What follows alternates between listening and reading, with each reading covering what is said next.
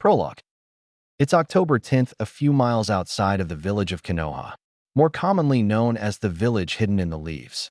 Today was the day a tragedy happened, and today was also the day a legend was born. "I'm a father," Minato said, smiling.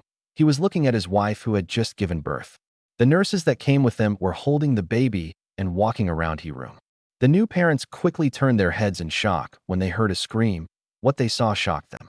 Biwako and the other assistant nurse were on the ground, dead, an ominous figure standing above them, holding a small blonde baby. "Who are you?" Minato asked, staring at the ominous figure. He had long, waist-length black hair and glowing red eyes that shone the Sharingan. He was wearing a black long-sleeved shirt and black pants. Over that he wore dark red armor plates that were held together by straps. "I am Madara Uchiha," Madara said ominously. Minato's eyes widened. But how? You're supposed to be dead," Minato said disbelievingly. "This had to be transformation jutsu of some kind, right?" "That would be because of me," a voice behind Madara said. A man with pale skin, red hair and strange, hypnotic eyes appeared. He wore a black mesh shirt and a red robe with a beige inner lining. Underneath, he wore black shinobi pants with black shinobi shoes. His odd, hypnotic eyes were purple with rings around the small, dot-like pupil. The man looked to be in his middle to late teens. "I am Nagato," Nagato said, studying the new parents in front of him. "The Rinnegan. How did you keep Madara alive?" "It's been well over 100 years," Minato said in a shocked tone. "Whenever he got low on life force and die, I would resurrect him. It's one of the Rinnegan's abilities," Nagato said, looking at Madara who was holding the newborn baby. "Now, Fifth Hokage, step away from the Jinchuriki or your son dies," Madara said evilly, smiling down at the child in his arms. "No, wait. Please, just calm down," Minato said frantically. "I am calm. Speak for yourself," Madara said. Behind him, Nagato was watching the scene and saw Minato would give his life for his son. He started to rethink a lot of things. He rethought if the plans to destroy the leaf were really worth it. Madara then threw the child into the air. He raised a kunai to stab the child. There was a flash of yellow. The baby was in the arms of Minato, who was now on the wall. "Well, I must hand it to the yellow flash. Your name is true after all," Madara said. Nagato stared with wide eyes. "SSSSSS." Minato looked down to see multiple paper bombs on the boy's blanket. He quickly threw it and shined away, begrudgingly leaving his wife. After he knew the baby was safe, he shined to his house and put him into a crib. "I'll be back. I have to save your mother," he said, shining away again. He appeared next to an almost dead Kushina on the ground and the nine-tailed fox about to strike. Luckily, he got there in time to save his wife. He shined to his house and laid his wife down next to his baby boy. She hugged the small boy and cried. Minato took on a pained expression and put on his cape. He then went to the battlefield. At the battlefield, the Kyuubi was now in the middle of the village, its tails lashing out and killing shinobi left and right. Suddenly, Sarutobi, the third Hokage, arrived on the scene to see the fox making a purple ball of chakra. "If we get hit with that, we're finished," he thought until he saw a poof of smoke. A giant toad appeared and landed on the fox's back, knocking it off balance. But no one noticed the two people riding on top of the Kyuubi's head. "Minato!" the shinobi yelled in relief. Before anyone could say more, the fox disappeared, only for an explosion to occur outside the village moments later. Sarutobi looked around for any able-bodied shinobi who could back him up until he saw Minato's student Kakashi and Kakashi's rival Guy. Deciding it was possibly his best choice, he signaled for them to follow as he took off in the direction of the explosion. With Minato was now on the ground panting heavily.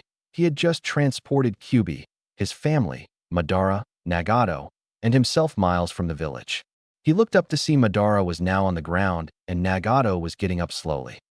"I know I can't match someone with the Sharingan or the Rinnegan. Both definitely not. What do I do?"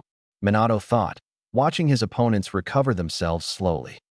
"Fourth Hokage, you are a very skilled opponent, but I will destroy the leaf," Madara said. Madara and Nagato then jumped onto the Kyuubi again. Minato quickly picked up Kushina and his child. He then summoned a small bed for sealing. He laid the boy down into the bed and took on a saddened look. "What are you doing?" Kushina yelled, seeing the familiar arrangement. "I'm going to seal the QB into him. There's no choice," he said sadly, looking at the child with a single tear falling from his eyes. "No. Why not someone else? You can't. He's your son," Kushina protested before she coughed up a small amount of blood. "Kushina," Minato yelled, running to her side. Madara commanded the fox to attack. The QB brought down its giant claw. It didn't make it to the target. Just before the claw slashed the defenseless baby in half, Kushina and Minato jumped in the way, stopping the claw. Madara smiled in delight. The QB just saved him lots of time, while Nagato winced and stood there shocked. They loved their child enough to die for him. "Quick, I'm going to have to seal it now," Minato said in a hurried voice, pulling himself off the beast's claw. "Please, I want to see him when he's grown up," Kushina said, not wanting to leave her son. "Okay, save your chakra," Minato said. Kushina nodded. Madara watches the scene and his smile disappeared. He was about to jump off the fox's head and kill Minato before he could seal the beast when he heard the words. "Forbidden Seal Jutsu, Reaper Death Seal." Minato yelled. Suddenly, the QB shrank down a size, knocking Madara and Nagato down its back. "Damn you, fourth Hokage!" Madara yelled in outrage, Sharingan flaring. At this point, Sarutobi, Kakashi, and Guy had just arrived to see Minato seal half the QB into himself. With Sarutobi, Kakashi, and Guy, they had just arrived to see Minato use the Reaper Death Seal, and Sarutobi was stunned. There was also a very strong barrier to keep people out and the QB in. "I can't believe he used that jutsu," Sarutobi said. Kakashi and Guy looked at him. "What do you mean?" Kakashi asked. "Reaper Death Seal is a forbidden technique. It allows the user to seal something into themselves in exchange for one's soul," Sarutobi said grimly. "Then why is the QB still there?" Guy asked. Sarutobi looked into the barrier that spoke. "I think he is sealing half into himself and half into his child in that bed," Sarutobi said. Kakashi and Guy quickly turned and scanned for a child. They saw the crib, then the boy inside. "They had a kid?" Guy asked in a shocked tone. Kakashi and Sarutobi nodded. "Will Minato Sensei be okay?" Kakashi asked, not wanting to believe his whole team and Sensei would be dead. "No. At the amount of chakra he has now, he's not going to make it through the ceiling," Sarutobi said in a grim tone. Kakashi's face fell into sadness and the old man had to turn away. "Minato, I hope you know what you're doing," Sarutobi thought. Back with Minato. "I have to seal the rest now. Kushina, can you hold QB down a little longer?" Minato asked. Kushina nodded in reply. "Good," Minato said, then went through the many hand seals. He forgot something. Madara and Nagato were still on the QB. "Sealing Jutsu. 8 trigrams seal." He yelled. There was a flash of light. Everyone just expected QB to be gone. That wasn't the case. To Kushina's shocked, QB, Madara, Nagato, and Minato were all gone. The seal glowed red on the child's stomach, then faded to black. Sarutobi, Kakashi, and Guy ran up to the scene, expecting to see Minato on the ground with Kushina. They were shocked when he wasn't there and thought maybe he burned so much chakra he burned up. Meanwhile, while they were looking around for Minato in case he was still in one piece, Kushina was drawing in her final breaths.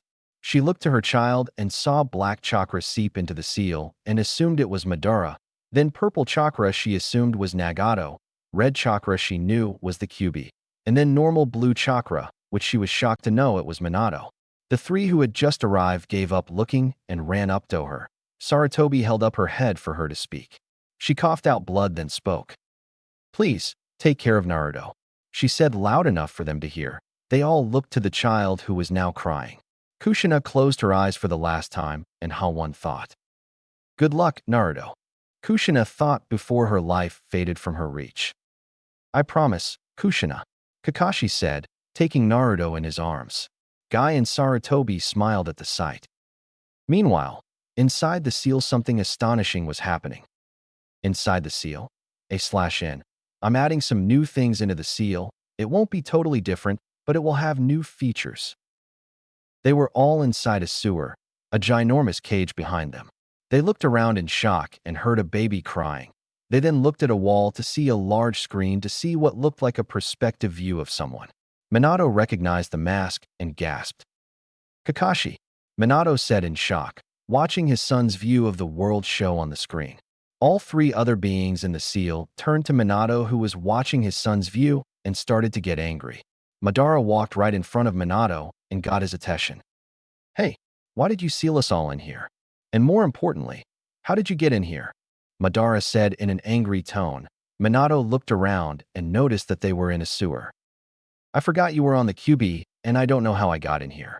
I might have put too much chakra into the seal, Minato said in a calculating tone. That was when they heard a deep growl from behind them. They turned to see the QB sitting upright, tails lashing out in anger. Fourth Hokage, how dare you? I get sealed into a brat like this, and now I have to live out his days with all of you in here to annoy me. QB growled out in anger. Madara smiled evilly and walked up to the cage. Hello, QB. How is my little pet today? Madara asked in a chakra-laced voice. QB growled in reply. Well, it is a bad predicament we're all in, isn't it? Now we have to watch your son's life through his eyes. But, then again, we could get to watch your son's life and see how he turns out. Besides, since we're all in a seal, we can't die, so let's enjoy it. Nagato said for the first time. His statements shocked all the three other tenants, and when they turned to him, they saw him watching the screen with pure interest. He's not really a bad kid. He was just influenced. He seems to have turned around now, Minato thought with a smile. Then he frowned and turned to Madara. What are you planning to do while in the seal? I can't kill you in here, but I at least want to know what you'll do, Minato said, eyeing Madara. Madara just chuckled at the look. Really? You are afraid I would try to hurt your son? You should know that since I'm stuck here too, I can't get my revenge. I'll probably just do what you do till I die. Besides, I want to see how your son turns out, Madara said, looking at the screen with interest. Nagato and Minato smiled. They were all in agreement. They wanted to see how the boy would turn out. Now they would just sit back and watch. By the way, Nagato, how old are you exactly? Minato asked. Looking at Nagato, the boy smiled and answered. I'm 17 now, and always will be now that I'm in this seal, Nagato said. Madara and Minato chuckled at his last remark. They heard a fierce growling behind them. They all turned to the QB, who was the only one in a cage. You honestly expect me to help your son in any way? You used an 8-trigram seal. You want the brat to draw my power. The most I do without consent is to heal him quickly. Other than that, I refuse to help him. If he is stupid enough to come in here, I'll eat him, QB said. This made all the other three tenants' eyes widen comically. You will not hurt my son, Minato yelled, outraged. You will not hurt this kid, Madara yelled in a chakra-laced voice. You will not hurt Naruto, Nagato yelled, using the boy's name. And why not? I'm a tailed beast, and he is my Jinchuriki. I can influence him any way I want, QB said, making Nagato's eyes widen. He ran forward to the front of the cage and glared at the beast. No, you will not influence little Naruto, Nagato yelled. He already liked the boy, and he didn't know why.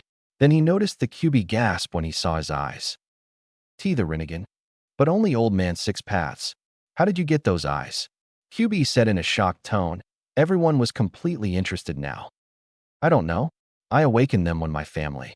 He cut off, not wanted to talk about it. Okay, human. If you want to help the kid, then I will too. But only because you have the eyes old man 6 paths had. But if I get that chance, I will try to take him over, QB said. This shocked everyone. The QB was actually offering to help someone. QB, are you going soft? Madara asked with a chuckle. This made QB growl. Just go away.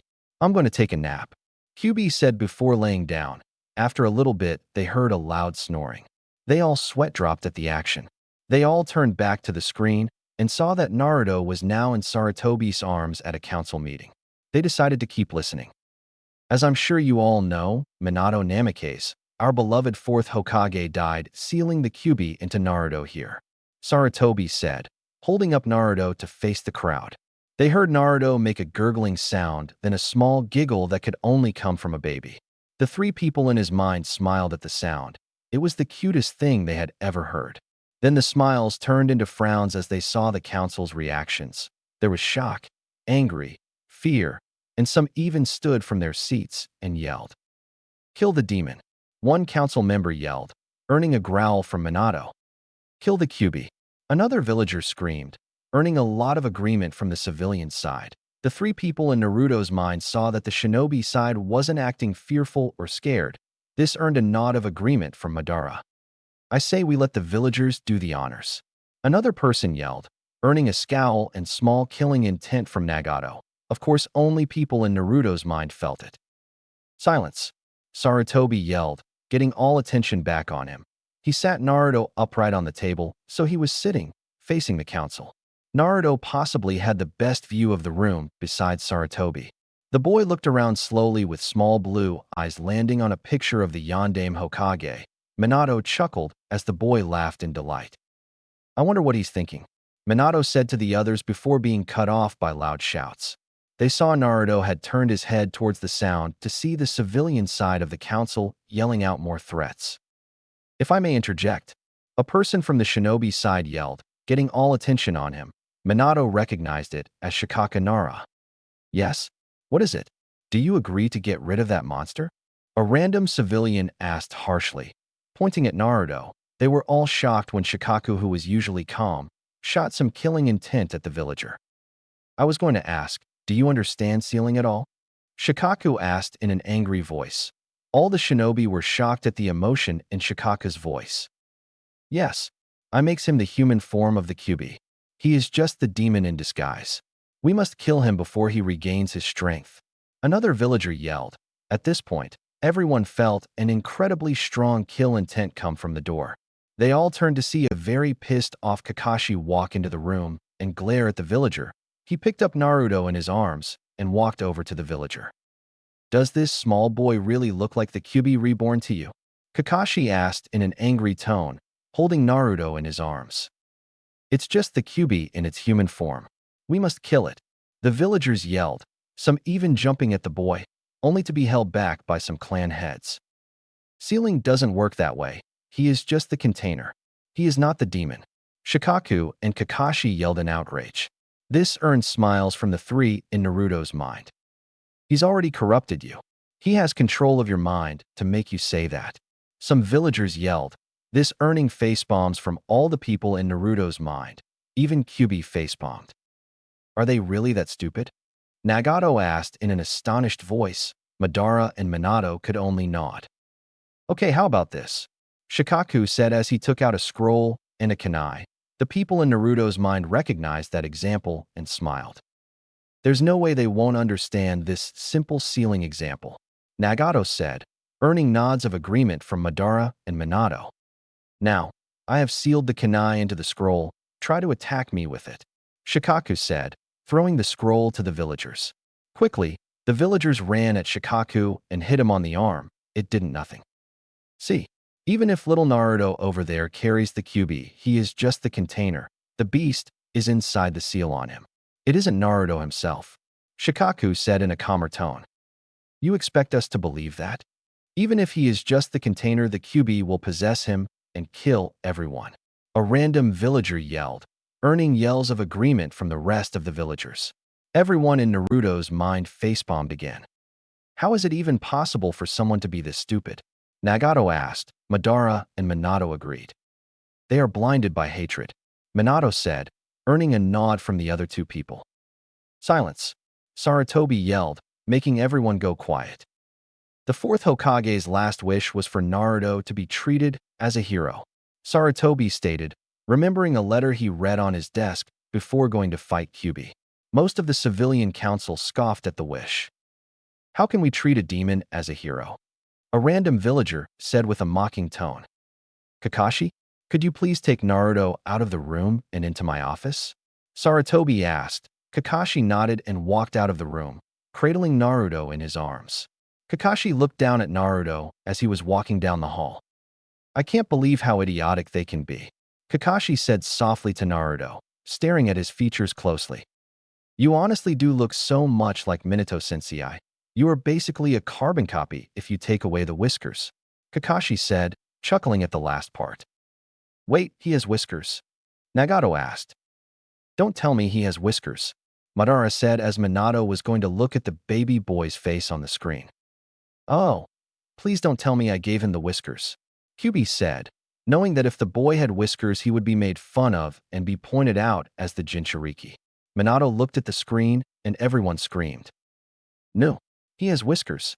All of them screamed, fearing he had the whiskers. If he did, he would be pointed out and never taken seriously.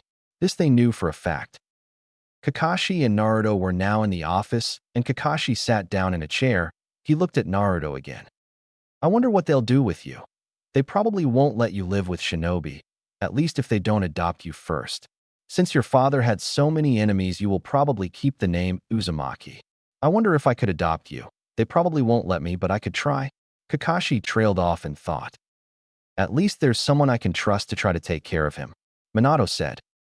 After about 10 minutes, Sarutobi came into the office with a frown on his face. Well, it appears that Naruto will be going to the orphanage, Sarutobi said. Kakashi raised an eyebrow. I thought Tsunade and Jiraiya were his godparents. What about them? Kakashi asked. The three in Naruto's mind listened to the reason intently. Tsunade and Jiraiya. I have seen them from the shadows before. This kid has some good links. The fourth as his father, the scariest kunoichi in the world as his mother, two of the legendary three as his godparents. This kid will be unstoppable. Madara all but yelled out. Jiraiya? Jiraiya sensei? Nagato asked, getting a shocked expression from Minato. He was your sensei too? Minato asked. Nagato nodded and they both smiled. They would definitely get along well. Well, the council is refusing to contact them because, well, they agreed to tell them Minato, Kushina, and Naruto all died. Sarutobi trailed off, trying to ignore the enraged face of Kakashi. What? But why? They could protect him. They are the legendary Sannin, one of the legendary three. Why would you tell them he died? Kakashi asked in an angry tone. Because the boy's father had many enemies. If he is watched over by the Sannin, then his father's enemies would come after him, Sarutobi said. The three in Naruto's head were fuming. Not good enough. They all yelled in anger. Well, I guess he'll be an orphan like me, Nagato said sadly. Madara and Minato nodded. So he'll be going to the orphanage. They'll kill him, Kakashi yelled in anger. No, I passed a law forbidding anyone from talking about it. If they do break that law, the punishment is death, Sarutobi said. Fine, Kakashi said in defeat. Sarutobi took Naruto and made his way to the orphanage. You will be a hero someday. I can feel it. Good luck, Naruto Uzumaki, Sarutobi said. 5 years later. A small, 5-year-old boy with blonde hair, blue eyes, and whisker marks on his cheeks was running through the streets. This boy was Naruto Uzumaki, and as far as anyone knew, he was the Kyuubi's Jinchuriki. But there was a secret no one knew. He also carried Minato Namikaze's the fourth Hokage, Madara Uchiha, and Nagato Uzumaki within him after an accident in the sealing process. 1 year ago, the staff at the orphanage had kicked him out, and now he lived in his own apartment. Right now, he was running for his life. Just leave me alone, Naruto yelled at the mob of villagers running after him. He turned a corner and was scared to find a dead end.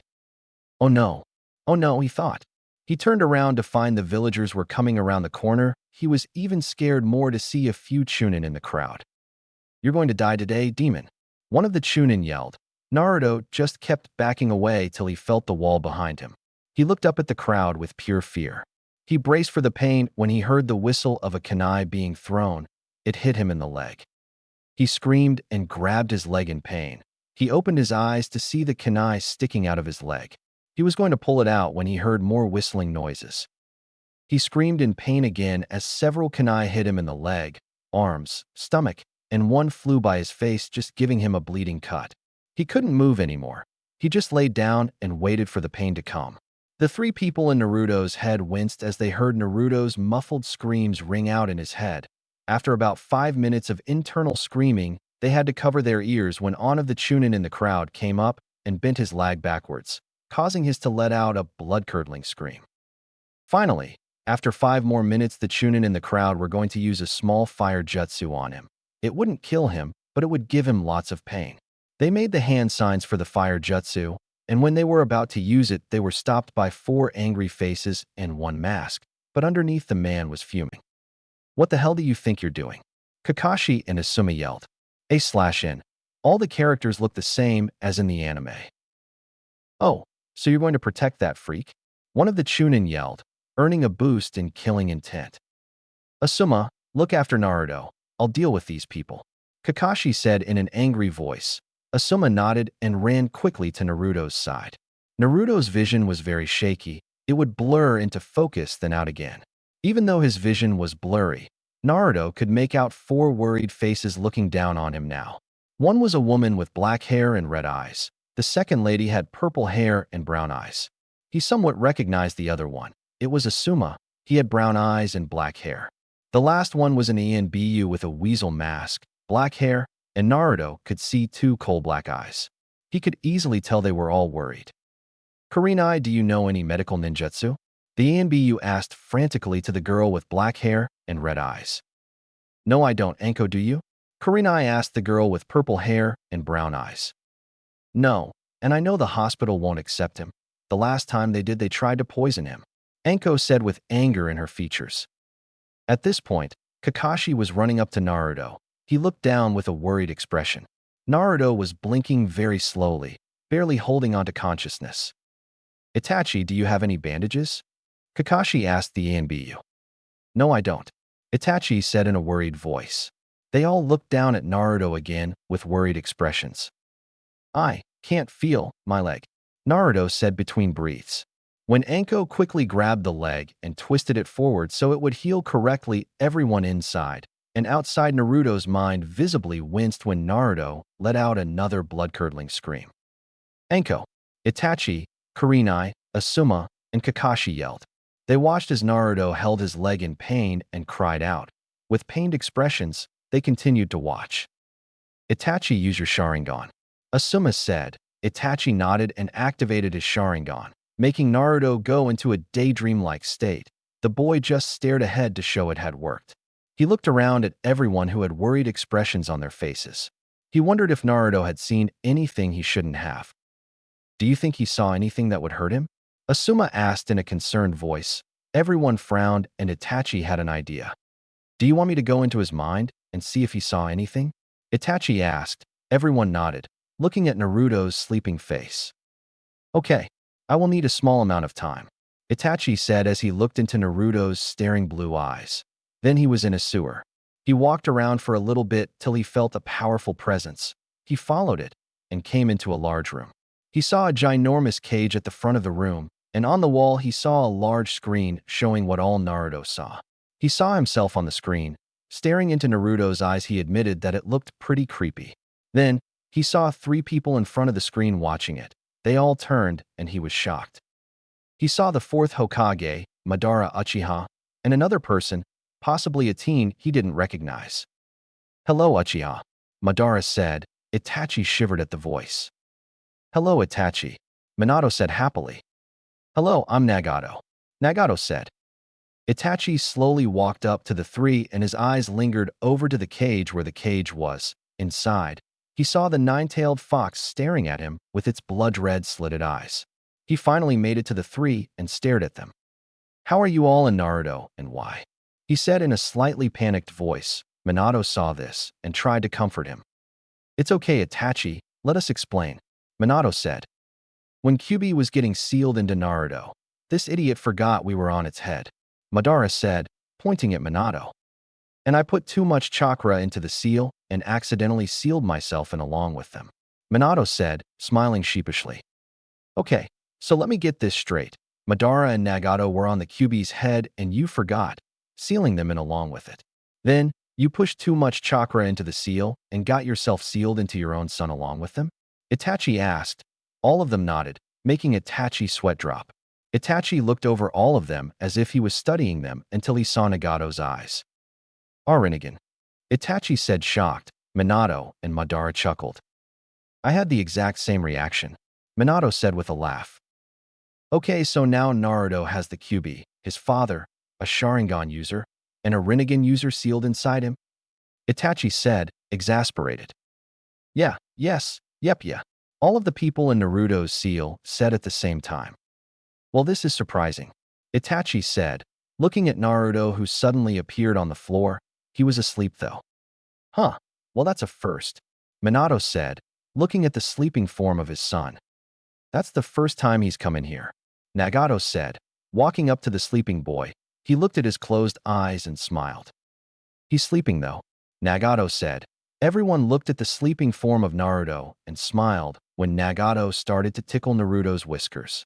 Naruto started to make sneezing noises in his sleep because Nagato was tickling him. Everyone laughed. That has got to be the cutest thing I've ever seen, Madara said with a small smile. Nagato walked back to Minato's side and looked at Itachi.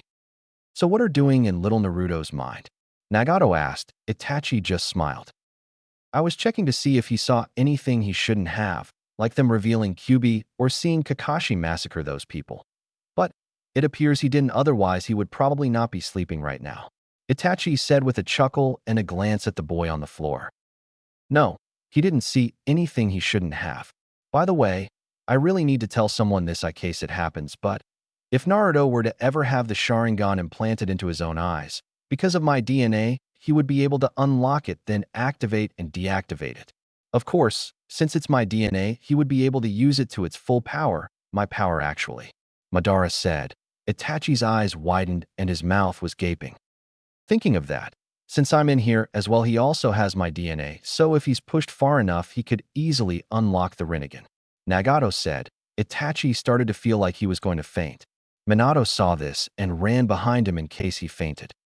Should I tell the Hokage about this? I don't want them to turn him into a weapon, but if I don't and he unlocks the Sharingan, then what? Itachi asked, his mind spinning. Don't tell the Hokage. Danzo would get word and turn my son into a weapon. Tell Kakashi. He has the Sharingan, so if he needs proof, he can come in here and we can explain. I have a feeling since he was my student, he will be Naruto's sensei when he is older, Minato said. Everyone nodded at the logic. Okay, by the way, sorry about Anko twisting Naruto's leg, Itachi said, and Minato nodded. I know, but it would have healed wrong if she hadn't. Minato trailed off, not wanting to think that. Itachi nodded in understanding. Okay, well it seems I should go back into the real world now, bye? Itachi said as he disappeared. When his eyes refocused, he was staring into Naruto's eyes again. He quickly looked away, and everyone looked at him. Well? Kurenai asked. They all noticed the concerned expression on Itachi's face. Well? Itachi said, not deciding if he could trust all of them. Itachi? What is it? Asuma asked. They were starting to get a little scared for Naruto. I think it would be better if we were to talk in private at his house, Itachi said.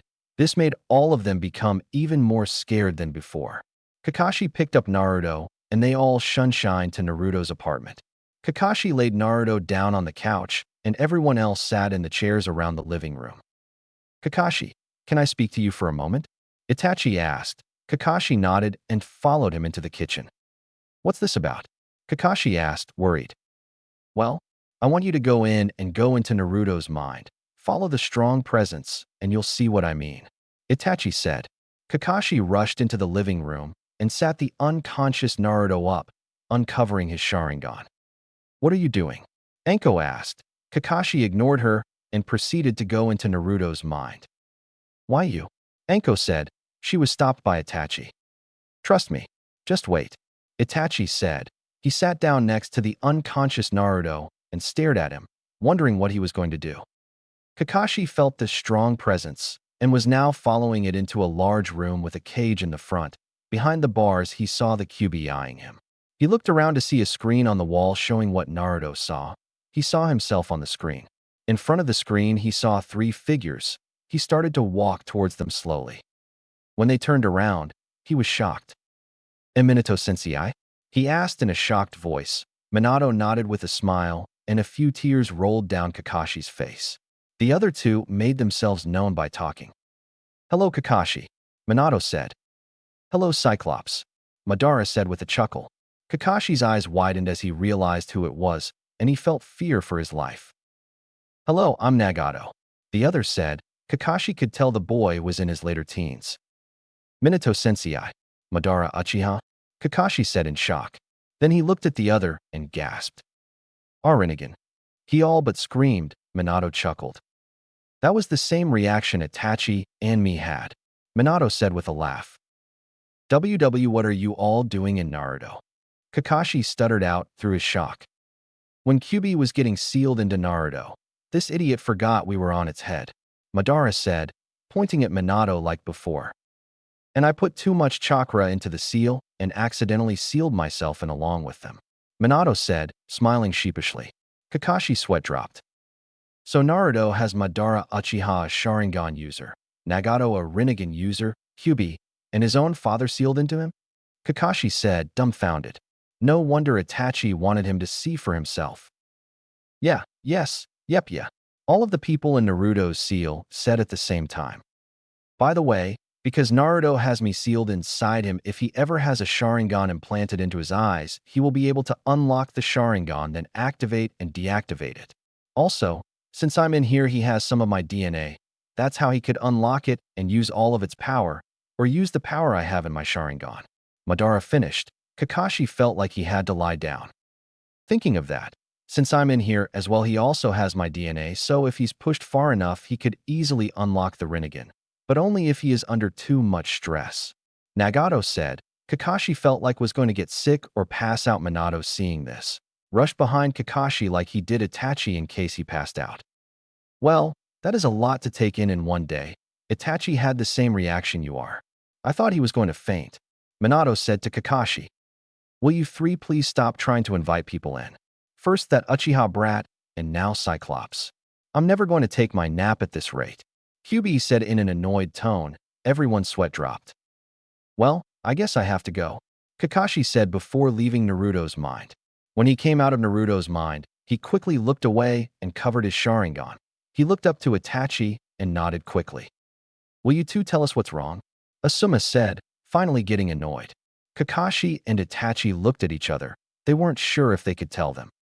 Well, it appears that Naruto can awaken the Sharingan by cosmetic led inside him along with Yobaba Nagatoa Thurnegananman. Both Kakashi and Itachi said quickly. It took a few seconds for the message to get decoded in Anko, Asuma, and Kurenai's minds. When the message was clear, they were shocked. What? They all yelled. Kakashi and Itachi then went in depth with what they saw and heard. The other three were shocked. After they were done explaining, they spent a few minutes just staring at Naruto with wide eyes. Does he know? Kurenai asked. Itachi shook his head. They thought for a few more minutes, then Naruto opened his eyes. HN, he said. All of them gasped and looked at him. He grabbed his head in pain. Gah! I feel like someone yelled into my ears. He yelled. All of them had to stifle a chuckle knowing why he felt like someone yelled into his ears, or more likely inside his head.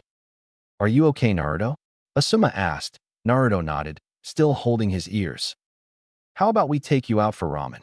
Itachi said. Everyone's eyes bugged out of their heads. Ramen? Naruto yelled excitedly. Oh no. Haha. What have I gotten us into? Itachi thought. See ya, Kurenai said, sunshining away. Bye, Asuma said, bailing out the window.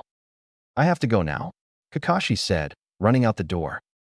I forgot to turn off my stove, Anko said, and she jumped out the window. Now only Itachi and Naruto were left. Well then, okay. I guess I'll be paying, Itachi said with a sob coming into his voice. His wallet would soon be empty. 3 years later. Naruto was out training late and was now running home.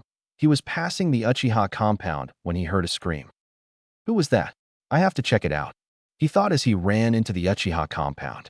He turned a corner and saw blood, kunai, and dead bodies everywhere. He had to hold back the urge to puke as he ran past them, trying hard to hold back tears. What happened? Minato asked Nagato and Madara. They shook their heads and continued watching. Okami, Nagato said as he could hear and see Naruto holding back tears and running past all the bodies. Mother of Kami, who could do all this? Madara said as he watched Naruto run past countless bodies. Naruto continued to run towards where he heard the scream until he came to Sasuke Uchiha's house. Oh no, it came from Sasuke's house. Naruto muttered in fear as he ran up to the door. He opened the door to faceplant into Sasuke, who was crying. Sasuke, what happened? I heard a scream, What happened? Naruto said quickly, seeing Sasuke panting heavily and trying to run. Itachi. Run, Naruto. Come on, we have to get out of here. Sasuke yelled as he grabbed Naruto by the shirt and dragged him behind as he ran. Naruto was now on his feet running behind Sasuke when Itachi appeared in front of them. Itachi, why are you doing this? Sasuke yelled. There has to be a reason Itachi did this, Minato said to the other two next to him. A/N. In this, Itachi already said the part about killing his best friend, and he got both of Shirsue's eyes. Foolish little brother, you are one of the few members of the Uchiha clan who can possess the Mangekyo Sharingan.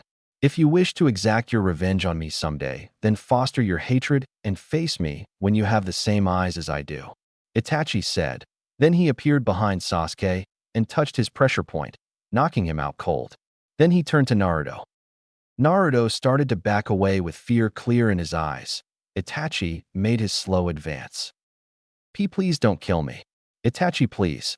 Naruto pleaded, tears running down his face. He honestly didn't want to die by his friend's hand. I'm not going to kill you, Naruto, Itachi said. This scared Naruto even more. Was Itachi going to torture him? I'm going to give you a gift, Itachi said. Naruto stopped moving and held his ground. I guess if he's lying and I die here, this is as far as I was meant to go in this world, Naruto thought. Minato and Nagato's eyes widened at the bravery Naruto was showing, and Madara smiled proudly. What is this gift? I know the ENBU will be on their way in a little while, not seeing the lights on, Naruto said. Itachi just held his ground. It's a surprise, you will get it when you are older, Itachi said. This made Naruto take a step back. When I'm older? Is he going to come back and kill me? Naruto thought frantically. All the people in Naruto's mind were watching intently now. I bet he'll give Naruto the Sharingan, Madara and Nagato guessed. Minato nodded in agreement. Itachi's eyes turned into the Mangekyo Sharingan, and he stared at Naruto. Naruto backed away a little more. He didn't even realize it when Itachi disappeared and reappeared behind him. His pressure point was hit, and he fell to the ground, but not before he heard the last words. I'm so sorry, Naruto, Itachi said, then went to transplant Shirsue's eyes into Naruto. After he was done, the red eyes morphed back into light blue, just a little darker than before. Then he went on the run. 1 week later, Naruto woke up to smell antiseptic. He quickly looked around and realized he couldn't see. He brought his hand up to his eyes to feel bandages around his eyes. So you're finally awake, Naruto? A voice said from the side of the bed. Naruto jumped, then realized the voice was Kakashi. He hadn't seen him in years, but he still remembered the man's voice. Why are there bandages on my eyes? Naruto said, panicked. Kakashi laid a hand on Naruto's arm to calm him. Don't worry. When they found you, they just said your eyes were bleeding and needed to rest for a few days. You can take them off now, Kakashi said. Naruto ripped the bandages off and was blinded by the ceiling light. He grabbed his eyes in pain. Too bright. Too bright.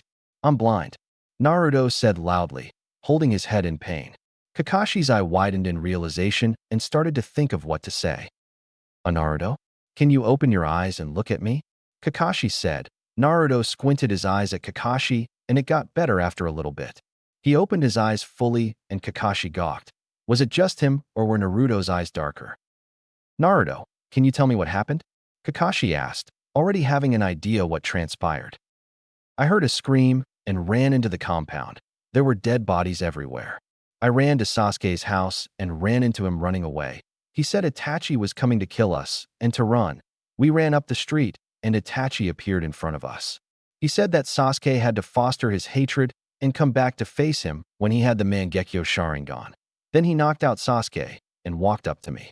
He said something about giving me a gift I will have when I'm older, and then I was knocked out, Naruto said, gasping for breath. Do your eyes hurt at all? Kakashi asked.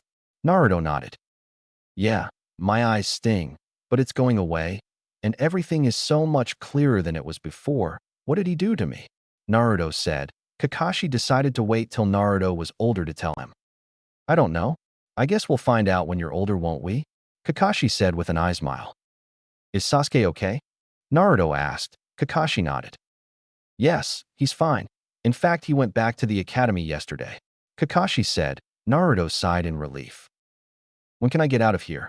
Naruto asked. Kakashi thought then smiled. Right now, with your super healing and all. We were just waiting for you to wake up. Kakashi said. What about Itachi? Naruto asked. Kakashi frowned. He got away. Now he's in rank missing ninja. Kakashi said. Naruto's eyes widened. Will he come back for Sasuke? Naruto asked. Kakashi shook his head. Naruto, how about we get you out of here and to Ichiraku's? Kakashi asked, knowing his wallet would be empty. Yeah, Naruto yelled, jumping out of bed and putting on his normal clothes. Kakashi chuckled. He certainly hadn't lost his enthusiasm for ramen. After he took Naruto home, he went to tell Kurenai, Asuma, and Anko about Naruto's new gift. 4 years later. A/N. Sorry about all the time skips. I want to get to graduation as soon as possible. It was now graduation day at the academy. Everyone was nervous and some excited. For one Naruto Uzumaki, it was the day he would finally become a Genin, but in the way he expected. Next up, Naruto Uzumaki, please preform the henge, Kawarimi, and the Bunshin. Irika said. Naruto quickly preformed the techniques perfectly till it came to the Bunshin. He made a dead-looking clone that fell to the ground. You failed, Irika said. Naruto walked out of the room sadly. Naruto was now sitting on a swing across the road from the academy, watching all the parents congratulate their children on passing. Minato, Nagato, and Madara watched sadly as he longed for a family. Naruto heard footsteps coming to his side. He turned to see Mizuki smiling down at him. I know a way you can graduate, Naruto, Mizuki said, then went into details about his plan. Later that night, Forest. Huh, I found you. It's all over, Irika said, leaning over Naruto who was grinning. Caught me already, you're quick sensei, Naruto said. Irika took on a confused expression. Now I can pass right. Anyone who learns a jutsu from this scroll passes, Naruto said. Where did you get that idea? Irika asked, confused. Mizuki sensei told me. He told me about the scroll and this place. Naruto trailed off, putting the pieces together. Then, Naruto was shoved back as multiple kunai flew into Irika. So, I see you found our little hideaway, Mizuki said, stepping out of the shadows. Naruto, give me the scroll now, Mizuki said. Naruto gasped. No, Naruto. Run. Don't let Mizuki get the scroll, Irika yelled. Mizuki started to laugh. Naruto, run. Mizuki lied to you, Irika yelled again. Naruto looked at the laughing teacher and frowned.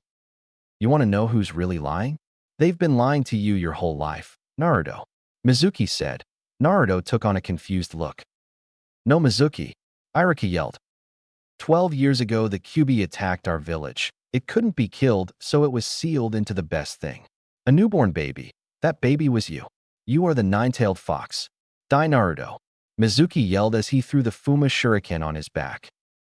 Naruto, get down, Irika yelled. Naruto ducked. Clench. Naruto looked up to see Irika had shielded him, taking the hit in the back. Madara, Nagato, and Minato gasped. But why? Naruto said. Irika started to cry. Because we're the same. When I lost me parents, no one seemed to care. They just forgot I was there. I did crazy things, then I had to pay for it. You're lonely, and it hurts inside. And I could have been there for you more. I'm so sorry, Naruto, Irika said, blood running from his mouth. Don't make me laugh. Irika always hated you. He hated you because the Kyuubi killed parents, and that beast is now inside you, Mizuki yelled. Naruto jumped out from under Irika and ran. Naruto, Irika yelled. Naruto just kept running, tears falling from his eyes. Oh, Naruto, Minato said in a sad tone. Poor little Naruto, Nagato said in a saddened and worried tone. He'll get through it. I hope, Madara said. After a little bit of running, Naruto was crouched behind a tree, clinging onto the scroll of ceiling like it was a lifeline. He heard voices come from behind him and listened. How did you know? Naruto, how did you know? Poof, it was me and not Irika, Mizuki's voice said. Because I'm Irika, Irika said simply with a smug grin. Why would you protect that freak? He'll use the scroll for his own power and destroy this village, Mizuki said. You're right, Irika said. Naruto had to stifle a gasp and more sobbing noises. So Iruka sensei never believed in me. He thinks I'm some Beast. Naruto thought with an inward sob. Nagato, Minato, and Madara frowned. But that's not who Naruto is. He works hard and puts his whole heart into it. That's what separates him from being a beast. So you're wrong. He nothing like the Nine-Tails. He is Naruto Uzumaki of the village hidden in the leaves. Iruka finished with confidence. Minato, Nagato, and Madara smiled as Naruto gaped, and they felt him fill with warm happiness that could reach even the coldest heart. I was going to finish you later, but I changed my mind. You're finished. Mizuki yelled. He took out the Fuma shuriken and ran at Iruka. So this is it. Iruka thought before. Clang. He looked up to see Naruto slam into Mizuki's face, sending him flying back and the shuriken in the opposite direction. Naruto stood with the scroll in a defensive position. Mizuki started to stand, wiping some blood off his lip. You idiot. Why didn't you run? Iruka yelled, scared Naruto would die. Naruto just smiled. Watch me, sensei, he said, before focusing his look on Mizuki. Don't ever lay a hand on my sensei. I'll kill you, Naruto said. Everyone in Naruto's mind was shocked at the amount of bravery Naruto kept showing. Nice move, for a little punk. But what will you do, nine-tailed fox? I can completely destroy you with a single move, Mizuki said with a smirk. Take your best shot, fool. I'll give it back to you 1,000-fold, Naruto said. Minato, Nagato, and Madara watched with wide eyes as Naruto showed bravery that even some jounin seemed to lack. Show me what you can do, nine-tailed fox, Mizuki yelled. Naruto put half of his chakra into the jutsu. Kage Bunshin no jutsu, Naruto yelled. Everyone inside and outside on Naruto's mind, even Kyuubi, gaped as over 2,000 Narutos appeared, all grinning evilly at Mizuki. So much chakra, Iruka thought. Holy mother of chakra, Minato, Madara, Nagato, and Kyuubi yelled, with widened eyes, all in shock. Did he use any of our chakra on accident? Minato asked. Everyone shook their heads, surprising everyone even more. Minato quickly checked Naruto's chakra levels, and he paled. He was about to faint. What is it? Nagato asked, seeing the shocked expression on Minato's face. He only used half his chakra, Minato stuttered out, feeling like he was going to faint at the sheer amount of chakra his son had. Nagato and Madara looked at each other, then pinched themselves. They weren't dreaming. Then they heard a scream. They all looked at the screen to see over 2,000 Narutos pushing each other to get a hit on Mizuki before the others. It was so funny. Minato, Madara, and Nagato burst out laughing. It was now dawn. Mizuki laid on the ground after being beaten up by thousands of Narutos. Iruka motioned Naruto over. Naruto, close your eyes, Iruka said. Naruto closed his eyes and felt something go onto his forehead. He then opened his eyes to see Iruka holding his goggles, and Iruka's headband was gone. He raised his hand and felt the headband on his forehead. He actually passed, Nagato said happily. Everyone else smiled. Congratulations, Naruto. You graduate, Iruka said. And as a reward, we're going to Ichiraku's. Iruka finished. Naruto stared with his mouth hanging. Iruka sensei, Naruto yelled, jumping onto Iruka in happiness. 1 week later, Naruto was walking to the academy. Today he would finally become a genin and be on a team. He was thinking back to the Hokage's grandson, Konohamaru. He had taught the kid his own jutsu, the sexy jutsu, and he swore he felt 2 people pass out from blood loss and another laughing. What he didn't know was that he made Minato and Madara pass out from blood loss and Nagato laugh at their predicament. He saw the academy and smiled. Today was the day he would finally be 1 step closer to his dream. When he walked into the room, he got a lot of confused looks from some of the students. He ignored them and sat down. What are you doing here, Naruto? This place isn't for dropouts. You can't be here unless you graduated, Shikamaru Nara, the laziest kid in school, said. Naruto grinned. Do you see this? This is a regulation headband. We'll be training together, Naruto said. Humph, Shikamaru said as he walked away. Everyone turned to the sound of running and yelling coming up the hall.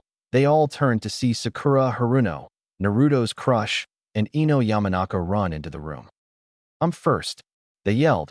They continued their argument, and Naruto stared and blushed. Sakura, Naruto thought.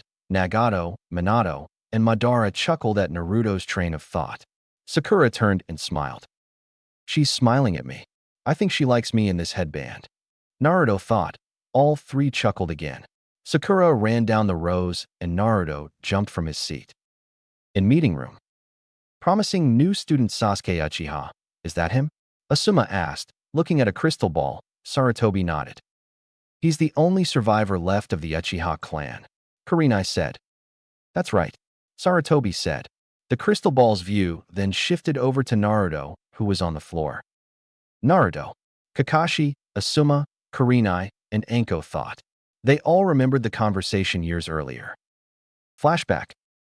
I'm counting on you, Pakin, Kakashi said, sending out his summoning dog to tell Asuma, Kurenai, and Anko to meet at his house. 5 minutes later, they were all sitting in Kakashi's living room. Is there any change with Naruto? Asuma asked. Kakashi nodded. He went home today. Do you remember what Itachi said to us a few years ago? Kakashi asked. They all nodded.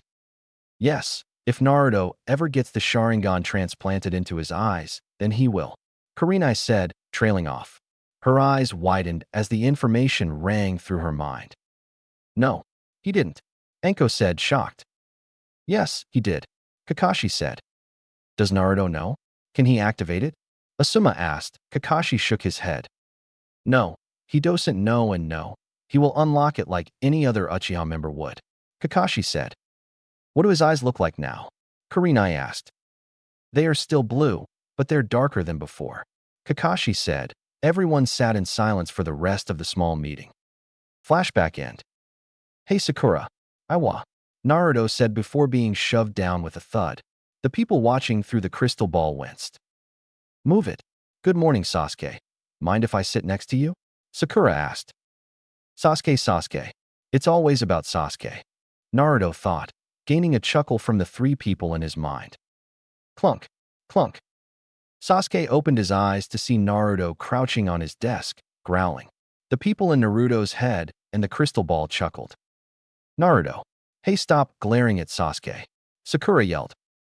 Sakura? Sasuke, it's always about Sasuke. What's the big deal with this guy? Naruto thought. All the people in Naruto's mind chuckled. Whoa, hey, this is great, the kid behind Naruto said, accidentally bumping Naruto into Sasuke. What the? Sakura said. Aya, Ino said. Smooch. A kissing sound echoed around the room. Everyone turned to see Naruto, and Sasuke leaned over, looking like they were choking and making gagging and dry heaving sounds.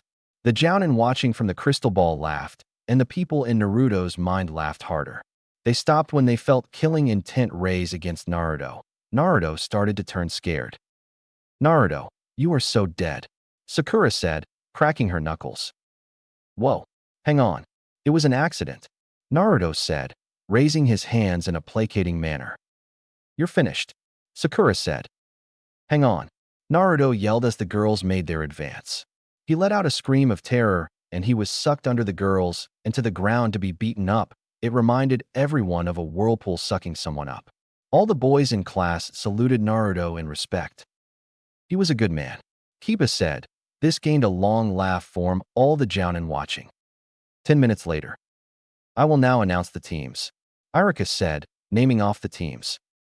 I hope I'm with Sakura and, I don't know, just not Sasuke, Naruto thought. Team 7 Naruto Uzumaki, Sakura Haruno. Yeah, Naruto yelled, getting chuckle from the three in his head. I'm doomed, Sakura said. And Sasuke Uchiha, Irika finished.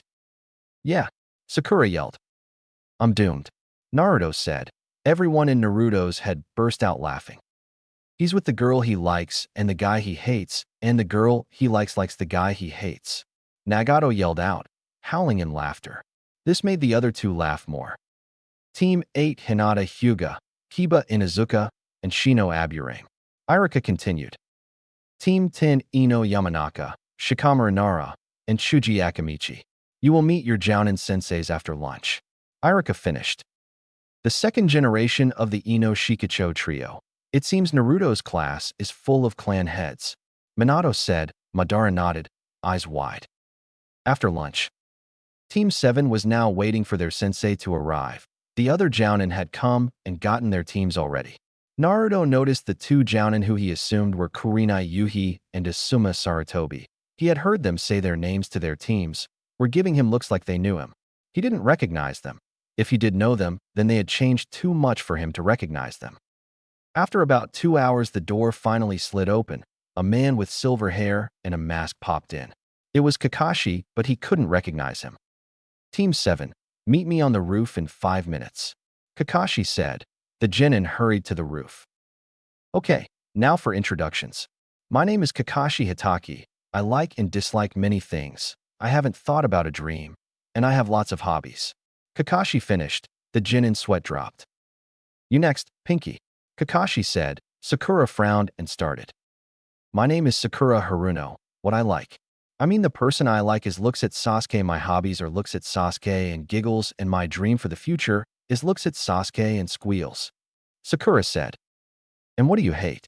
Kakashi asked. He automatically regretted it. Naruto. Sakura yelled. Naruto let out a groan like someone just broke his heart with a sledgehammer, and one tear fell from his eyes. Okay, next. Kakashi said. My name is Sasuke Uchiha. I hate a lot of things and I don't particularly like anything. I'm going to restore my clan and kill a certain someone. Sasuke finished. I hope he doesn't mean me. Naruto thought. Revenge. He's in the cycle of hatred. Minato, Nagato, and surprisingly Madara said. Over the past few years Minato had changed Madara, and no, he understood the cycle of hatred. Sasuke is so hot. Sakura thought. Just as I thought. Kakashi thought. Next, Blondie. Kakashi said. My name is Naruto Uzumaki. I like ramen and training. I dislike smug people and the time it takes to cook ramen. My dream is to become the greatest Hokage. Then everyone will have to stop disrespecting me and treat me like I'm someone important. Then I can protect this whole village. Naruto said. Okay, you're all unique and you have your own ideas. Tomorrow we will meet at Training Ground 3 at 7 a.m. for the real test. Oh, and don't eat breakfast, you'll puke. Kakashi said. Before they could ask, he disappeared. Oh no, not the bell test. Minato said. He had to warn Naruto to eat breakfast and work with the others. The next day, Training Ground 3, 7 a.m. Team 7 was waiting for Kakashi in Training Ground 3. Naruto had eaten breakfast and made a plan for teamwork because a voice in his head told him to. He assumed it was his subconscious. After about 2 more hours, Kakashi finally arrived. After saying his excuse, he explained the bell test and said to come at him with intent to kill. Ready, start. Sasuke and Sakura ran away while Naruto stayed put. You a little weird. Kakashi said. Naruto grinned. The only thing weird here is your haircut. Naruto yelled, making everyone in his head burst into laughter. Kakashi then took out a book that said, Aika, Aika Paradise. A book? Naruto asked in an astonished tone. Well, your weak attacks won't hurt me, so now come on. Show me what you can do. Kakashi said. Naruto smiled. Kage Bunshin no Jutsu. Naruto yelled. Kakashi expected to see about 5 clones that would disappear in a second. He was way off. His eye widened incredibly when he saw about 1,000 Naruto appear around him. Sasuke and Sakura gasped in shock as a Naruto came up to both of them and explained. Sasuke reluctantly agreed, and Sakura just agreed because Sasuke did. How much chakra do you have? Kakashi asked in a shocked tone, looking at the real Naruto who hadn't broken a sweat. I only used 1/4 of my chakra. The weird thing is, I never have trained to get more chakra. I just have this much. Naruto said with a shocked tone as well. All the clones dispersed, creating a large cloud of smoke. Kakashi dodged 3 kunai that came at him. He forgot about the bells for 1 second. The 2 bells flew off with the kunai, only to be picked up by the genin. Nice, Sasuke. You're so cool. Sakura said. Naruto frowned. But I set up the diversion. Naruto thought, then looked at Kakashi, who was walking out of the smoke, to see the genin holding the bells. He looked down to see a tear in the string that held them and looked back at the genin. Well, congratulations. You all pass. Team 7 starts its first mission tomorrow. Kakashi said. Naruto cheered happily. He was finally a ninja. The next day, Team 7 was doing yet another D-ranked mission, and they were sick of it. They wanted to be doing stuff other than chores anyone could do. Right now, They were trying to catch the infamous demon cat Tora. It kept escaping its owner, and the genin were sent to catch it for the 20th time. In fact, Minato was wondering how the cat was still alive. It was there when he was a kid. "This is Sasuke, I'm at point B," Sasuke said over his mic. "This is Sakura, I'm at point C," Sakura said also. "This is Naruto. I'm at point A," Naruto said quickly. "Okay, target has moved. Follow it," Kakashi said. The genin rushed after the cat and hid behind some trees. "What's your distance from the target?" Kakashi asked. 5 meters. "I'm ready, just give the signal," Naruto said. Sasuke and Sakura agreed. "Okay, now," Kakashi yelled. They jumped at the cat, and Naruto got it first. It started to scratch his face. "Ah, get it off of me," Naruto yelled, getting clawed all over the face by the cat's claws. Nagato, Madara, and Minato released a small chuckle. "Can you identify the target?" Kakashi asked. Sasuke agreed. "Okay, lost pet Tora captured. Mission success," Kakashi said. "Can't we get a better mission than this?"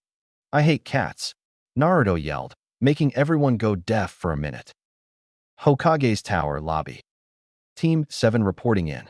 Kakashi said to the receptionist. For the first time ever since they were genin, she raised her head to look at them. When she saw Naruto, she narrowed her eyes into a glare. Apparently, she forgot about everyone else. "What are you doing here?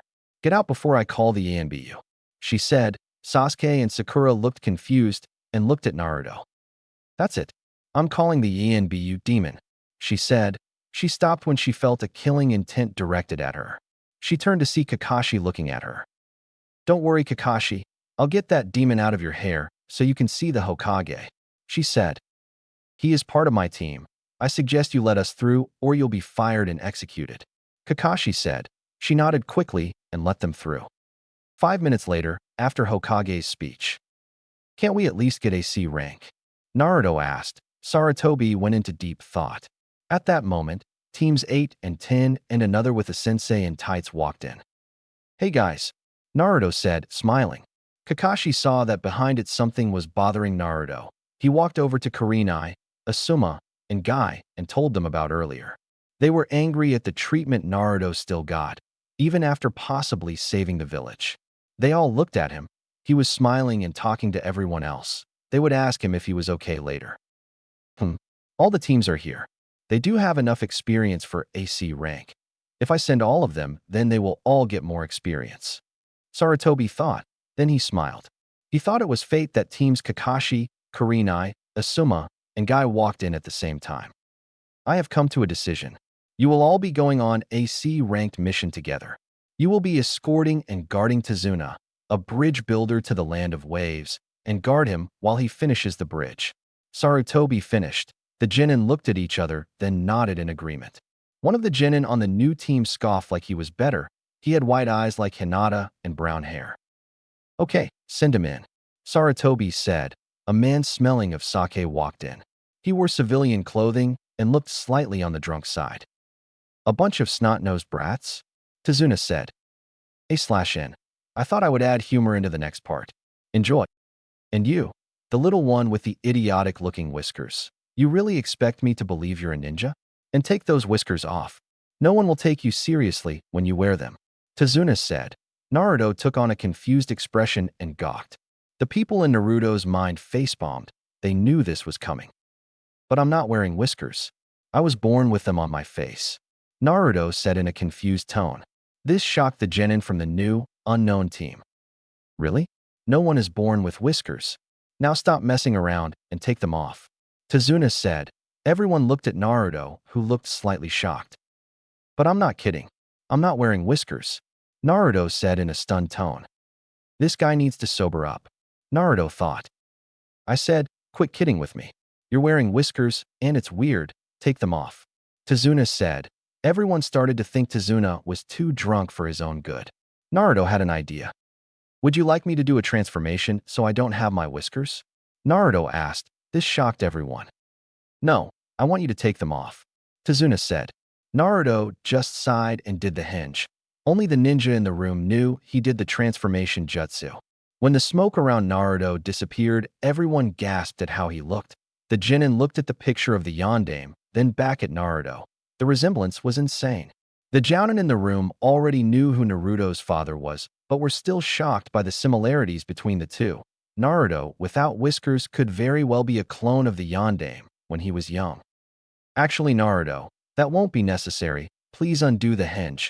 We'll just sober Tazuna up before we go. Kakashi said. Naruto nodded and undid the transformation. His whiskers were back, but no one would look at him the same again. And Naruto, why do you look so much like the Yondaime Hokage? Hinata asked. All the Genin paid close attention now. Naruto shrugged. I don't know, coincidence? Oh well, he is my hero, so I'm honored to look like him. Naruto said with a big smile. The Jounin had to hold in a chuckle, knowing Naruto's hero was really his own father. Wait a minute. Whiskers. Are you the kid that lady in the lobby called a demon fox? Tazuna asked in a questioning voice. All the Genin's eyes widened, and they looked at Naruto.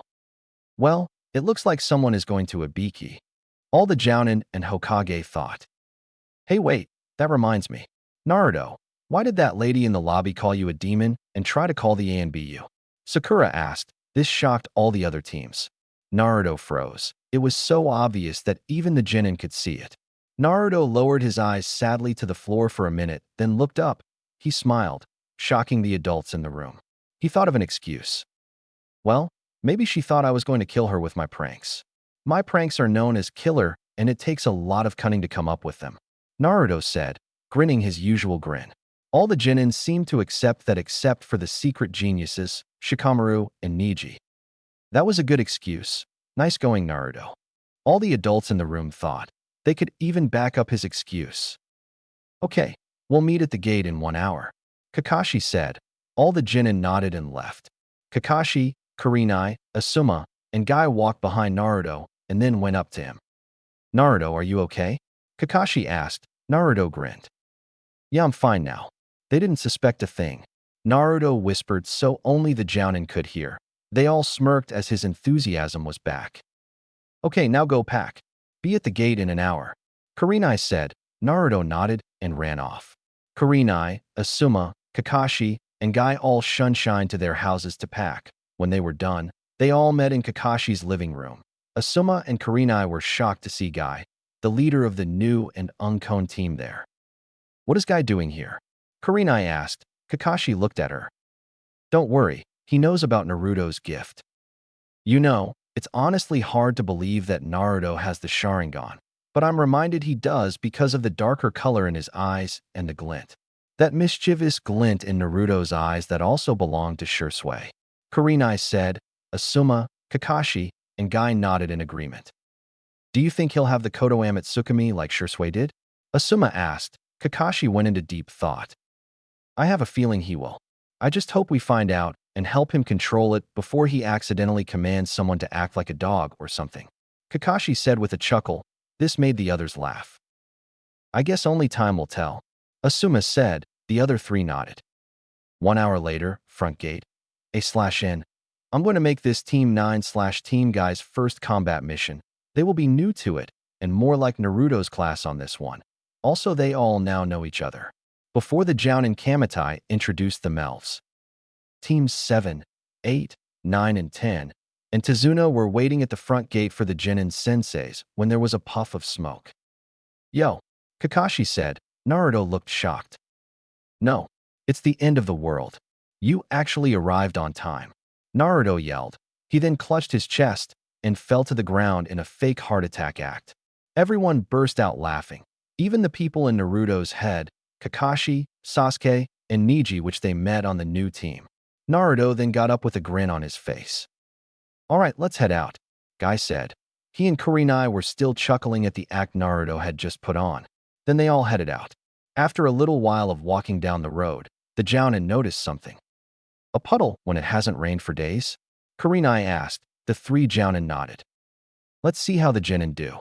Asuma suggested. Kakashi, Kurenai, and Guy nodded. As they passed the puddle, nothing happened. Then as they were walking away, 2 Chunin-level ninja rose out of the water. They wrapped their chain around the 4 Jounin and proceeded to kill them by ripping them to shreds. Kakashi Sensei. Team 7 yelled in shock. Kurenai Sensei. Team 8 yelled in shock. Sensei. Team 9 yelled in shock. Asuma Sensei. Team 10 yelled in shock. All the genin were now too scared to move, even Sasuke, the one who never lost his calm demeanor. The Chunin ran at Naruto and got behind him.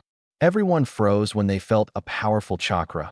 The Jounin looked at Naruto, knowing this chakra wasn't the Kyuubi. The genin were too scared to look and just stayed frozen.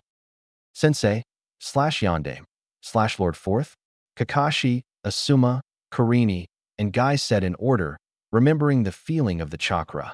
They looked at Naruto and their eyes widened.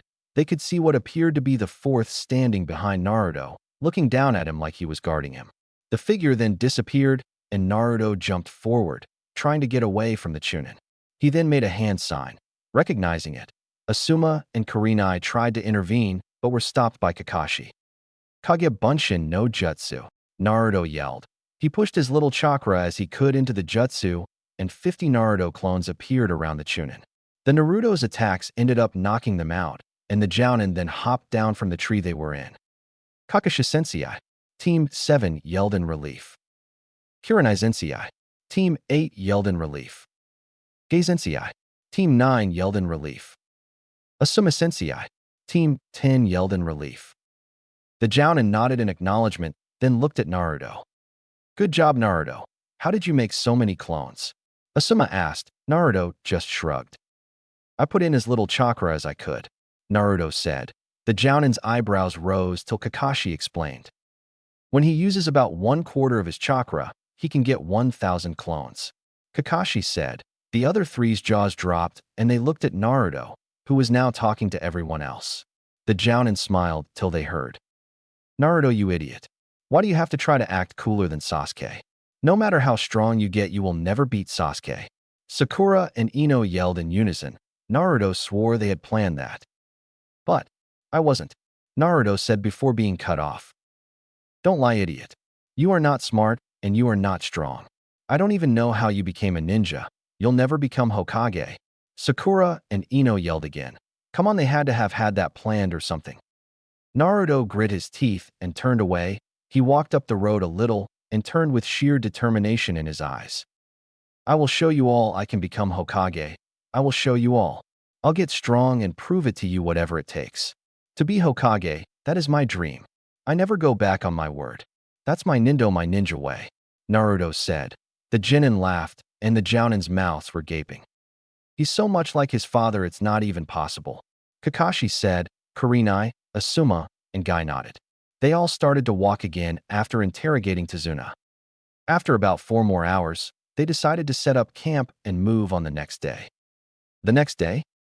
They had now been walking for about 2 hours until Naruto thought he heard something in the bushes. He threw a kunai at the bush and everyone froze. What is it, Naruto? Kakashi asked. I thought I heard something, Naruto said. Sensei, don't listen to Naruto. He's probably just doing it for attention. Sasuke didn't hear anything, so there probably isn't anything. Sakura and Ino said. Naruto, the people in Naruto's head, and the Jounin were getting really annoyed with the fangirls in the group. I wasn't lying, Naruto said, pointing at the bush. Yeah, you were. You probably just want attention because everyone in your family died the night you were born. Sakura said. Everyone froze. Even Ino knew to never bring that up around Naruto. Everyone turned to Naruto, who was shaking in fury, tears rolling down his face and falling to the ground. He slowly raised his head and glared angrily at Sakura, still shaking in barely concealed rage, tears running down his face like a river. Stop. Now, Sakura, Naruto said. His rage was clear in his voice, but she didn't get the message. Well, you never had anyone in your life to pay attention to you. You're just an orphan who wasn't raised right. They probably kill themselves to get away from a loser like you. Sakura said. Naruto started to growl slightly and shook more, red chakra rolling of him in waves. The genin and Jounin shivered at the feel of the chakra, and the Jounin were going to stop Sakura before she said anything else, but were shocked when Naruto turned quickly, ran at a nearby tree, and punched through it with all his might. The tree flew back, smashing right through about 50 trees, and then stopped. Everyone looked at Naruto, who was now looking at Sakura with a more calm demeanor. Sakura, don't ever insult my parents or me, Or next time, I might not be able to control myself. Naruto said, looking at the group of genin. Swoosh. Get down. Kakashi yelled as he heard a sword approaching fast. Everyone ducked only to have a giant sword fly over their heads. It impaled itself into a tree, and a man with dark gray skin and bandages over his mouth appeared on top of it. Well, if it isn't Kakashi of the Sharingan. The man said, Kurenai, Asuma, and Guy glared at the man. But the Sharingan is only in the Uchiha clan, my clan. Could he be? Sasuke thought, eyeing Kakashi with a calculating look. Zabuza Momochi. Kakashi said. Zabuza chuckled. So I'm in your book too, Kakashi? Zabuza said in a joking manner. Now, hand over the old man, and I'll be on my way. Zabuza said. All the Jounin stepped forward. Everyone, protect the bridge builder and stay out of this fight, Asuma said, eyeing his opponent. Wait a minute. What is the Sharingan? Naruto asked. Sasuke answered. The Sharingan is an ancient Dojutsu owned by the Uchiha clan. It allows the user to be able to see through ninjutsu, jinjutsu, and taijutsu attacks and reflect them back on the user.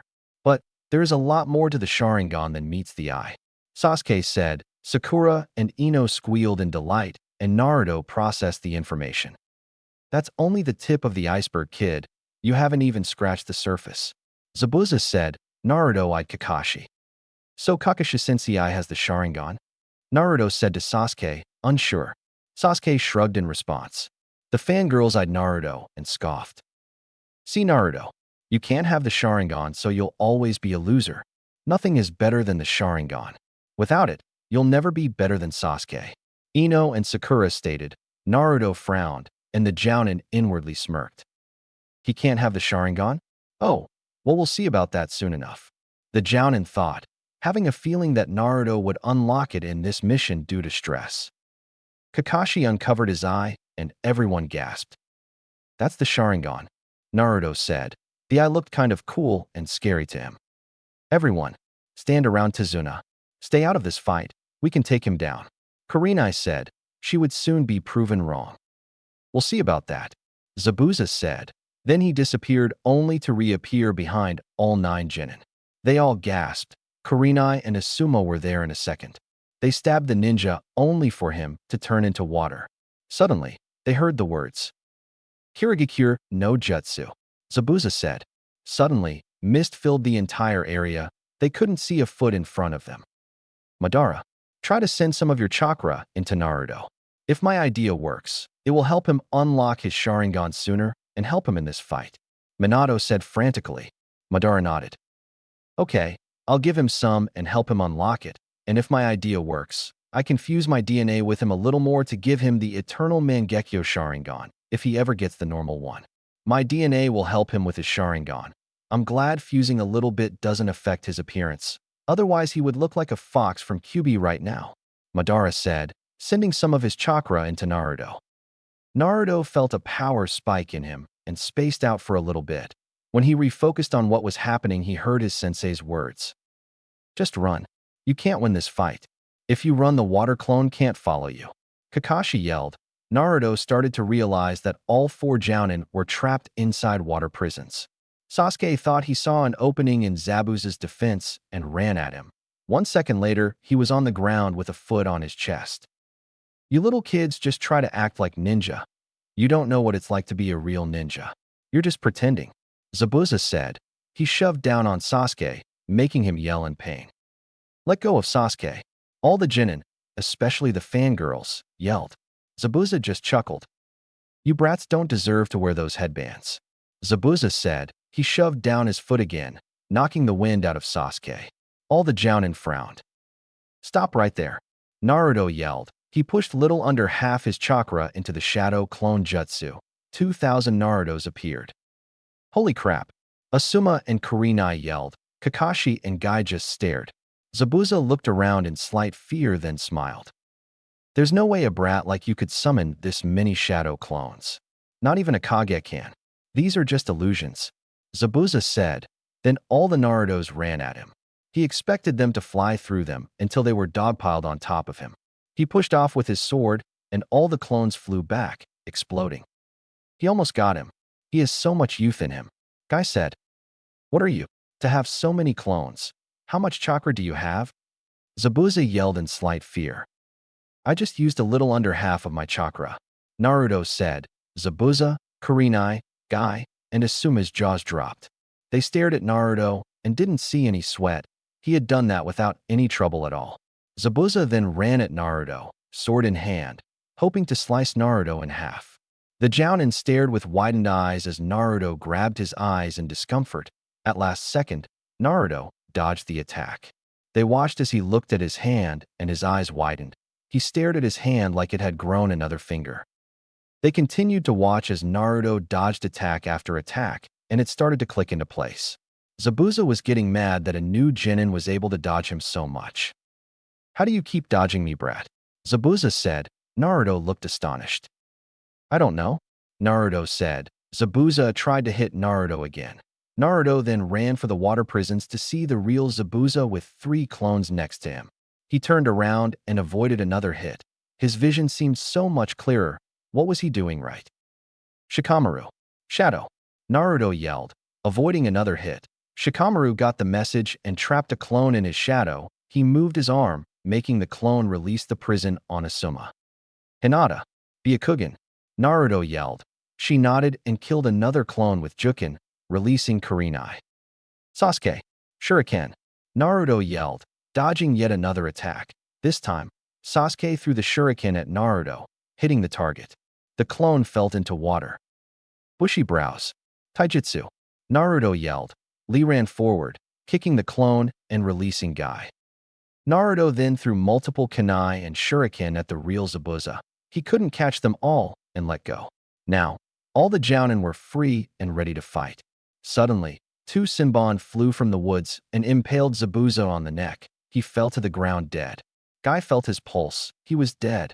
A ninja then appeared next to the body. It was a small person with black hair and a mask on. "Thank you. This body holds many secrets. Please excuse me," the person said, then disappeared with Zabuza's body. Naruto was by the shore now. He looked into the water and saw his eyes were different. They were blood red with 2 tomo in each eye. "What? I can't be an Uchiha. They might hate me if I have these. Oh no. How do I make them go away? That's it. I'll just keep my head down." Naruto thought frantically. From the corner of their eyes, the Jounin were watching Naruto look at his face and take on a shocked expression. Then it turned to worry, then back to normal. "I think he unlocked it," Kurenai whispered quietly. The 3 others nodded and looked at Naruto, who was walking back with his head down. "Oh, he's trying to hide it. I don't think he knows how to turn it off. But then again, with his chakra, he could probably keep it on for days with no effects," Kakashi said with a slight chuckle. When Naruto reached the group, he looked up, closing his eyes so they were squinting. The Jounin chuckled at his efforts. "Okay, let's go," Asuma said. They started to walk to Tezuna's house. There were 4 Jounin fighting, so they were glad when they didn't suffer chakra exhaustion afterwards. The Jounin watched as Naruto kept his head down. When he looked up, they would see a glint of red before he lowered his head quickly again. When they finally got to Tezuna's house, Naruto walked into the upstairs bathroom quickly, examining his eyes. Outside the door, the Jounin were standing and applying chakra to their ears to listen to Naruto's mumbled ranting. "Damn, why do I have this Sharingan? How do I turn it off? Gah, my eyes will be eating my chakra forever," Naruto mumbled. The Jounin suppressed chuckles as they continued listening. "Damn it, damn it, damn it. Wait, it eats chakra. If I stop chakra. Wait, how do I stop my chakra? Damn it." Naruto continued muttering, staring into his new eyes. The Jounin thought it was time to intervene before Naruto had a nervous breakdown. They knocked on the door. "Naruto, can we come in?" Asuma asked, trying to sound as nice as possible. Sure," Naruto said. He lowered his head and opened the door. Yes," he said, trying to not sound panicked. The Jounin heard the strain in his voice and smirked inwardly. "Naruto, could you look up at us, please?" Kakashi asked. Naruto tensed. "No," Naruto said, still looking down. "Please, can you please look up at us?" Guy said, totally out of character in the other Jounin's opinions. "Please, can you please look up at us, Naruto? We'll shut the door," Kurenai said. She closed the door to prove her point. Naruto raised his head a little bit and glanced up. He then raised his head fully with his eyes closed shut tightly. The Jounin chuckled inside. Could you open your eyes for us, Naruto? Kakashi asked. He continued to watch as Naruto nodded, unsure. All four Jounin watched as Naruto opened his eyes slowly. All their eyes widened. Naruto already had 2 tomo already. Naruto looked down quickly again. They took on concerned expressions. Naruto, it's okay. Can you trust us and look up at us for more than a second? Kakashi asked in a comforting tone. Naruto nodded and looked up. They all stared into the new blood-red eyes with 2 tomo in each where the blue used to be. Naruto, what do you see right now? Asuma asked, curious how the boy would reply. I see blue stuff inside you, Naruto said. Asuma nodded and raised his fist. He threw a punch at Naruto, and he ducked to avoid it. What did you see there? Kurenai asked. I saw his attack coming. It was like time slowed down, Naruto said, looking at Asuma's hand. Naruto, have you ever seen anything like this before? Kakashi asked. Naruto shook his head. What did you feel before you could see everything? Guy asked. The Jounin were all thinking that the tenants in Naruto's head had something to do with this. Yeah, I felt a weird upsurge of power, my body flooded with chakra, but I know it wasn't Kyuubi's chakra, Naruto said in a confused tone. Asuma leaned towards Kakashi, Guy, and Kurenai. I think Madara gave him chakra, and it sped of his Sharingan's growth. He whispered so only the Jounin could hear. They nodded. Naruto, do you know how to turn it off? Kurenai asked, already knowing the answer. No. What am I going to do? I can't turn it off. It will eat my chakra forever. What do I do? Naruto said in a panicked voice. Kakashi's eyes widened that Naruto wasn't bragging about getting the Sharingan. Naruto, I was wondering, what do you think would happen if you showed them your eyes? Kakashi asked. Both Jounin caught on and realized Naruto wasn't bragging like they thought he would. Well, Sasuke would get mad, Ino and Sakura would yell at me for copying Sasuke's coolness, and the rest I don't want to know, Naruto said. The Jounin got what Naruto was saying and nodded in understanding. Well then how are you going to copy people's jutsu and use your Sharingan? Asuma asked. Naruto frowned. Why would I copy? I would rather ask for permission to copy, Naruto said. The Jounin were shocked then smiled. If you want to use your Sharingan, would you tell them? We think it would be better as you told them and kept it a secret from everyone else, Kurenai said. Naruto looked up at her with wide eyes. Why would I hide it from everyone else? Naruto asked, eyeing the 4 Jounin with his Sharingan eyes. They already call you a demon. What if they were to know the demon had the Sharingan? Guy asked in a comforting tone. Naruto looked at the ground then up again. They would call me the copy demon or Sharingandaman, Naruto said with sadness. All the Jounin hearts ached for him now. Exactly. You can't tell anyone but maybe your own team, but I suggest you wait for the right time, Asuma said. Everyone else nodded. Also, when you have strong emotions the Sharingan comes out, so be careful, Kakashi said. Naruto nodded. Okay now, how do I turn it off? Naruto all but yelled. The Jounin covered their ears. Okay, calm down. Force you chakra away from your eyes. Feel for the warmth and stop the flow, Kakashi said. Naruto nodded and closed his eyes in concentration. When he opening his eyes, the Jounin watched as his eyes spun around and disappeared into the normal blue. Okay, now what do you see? Kakashi asked, expecting the answer he got. Compared to those eyes, this sight is so blurry, Naruto said with a laugh. The Jounin laughed, and they all walked downstairs. When they got downstairs, everyone sat and ate. After about an hour of silence, Tsunami, Tezuna's daughter, broke the silence. By the way, I never thank you all for helping my father, Tsunami said. All the Genin nodded. Well, you're looking at the next Hokage. We going to save your country. You're looking at a group of heroes, Naruto said. Everyone but Tintin and Neji smiled. Heroes? That's so stupid. There's no such thing as heroes. Inari, Tezuna's grandson, yelled. Naruto got a tick mark. How do you know? There are heroes in this world. I'll prove it. I'm going to be Hokage. I never go back on my word, Naruto said in a slightly annoyed tone. Neji, Sakura, Ino, and Inari scoffed. You really think you can become Hokage? From what I've heard, you're the dead last, Neji said. Some of the Genin snickered. Like you can become Hokage? Sasuke will. He's much better than you. Ino and Sakura yelled. Naruto was about to jump out of his seat in anger. Heroes. Dreams. That's all so stupid. Kids like you having foolish dreams. Dreams don't come true. Heroes don't exist. You're just full of stupid ideas. You don't know what it's like to suffer. You don't know what it's like to not have food on the table every night. You're just a pampered ninja in a rich village. You don't know what it's like to not have both your parents and lose someone close to you. You don't know what true suffering is. Inari yelled. The Jounin flinched at the last few parts. Inari should not have brought that up. Naruto stood up slowly. He walked over to the door slowly, fists balled and glowing white from pressure. See, you're just running away.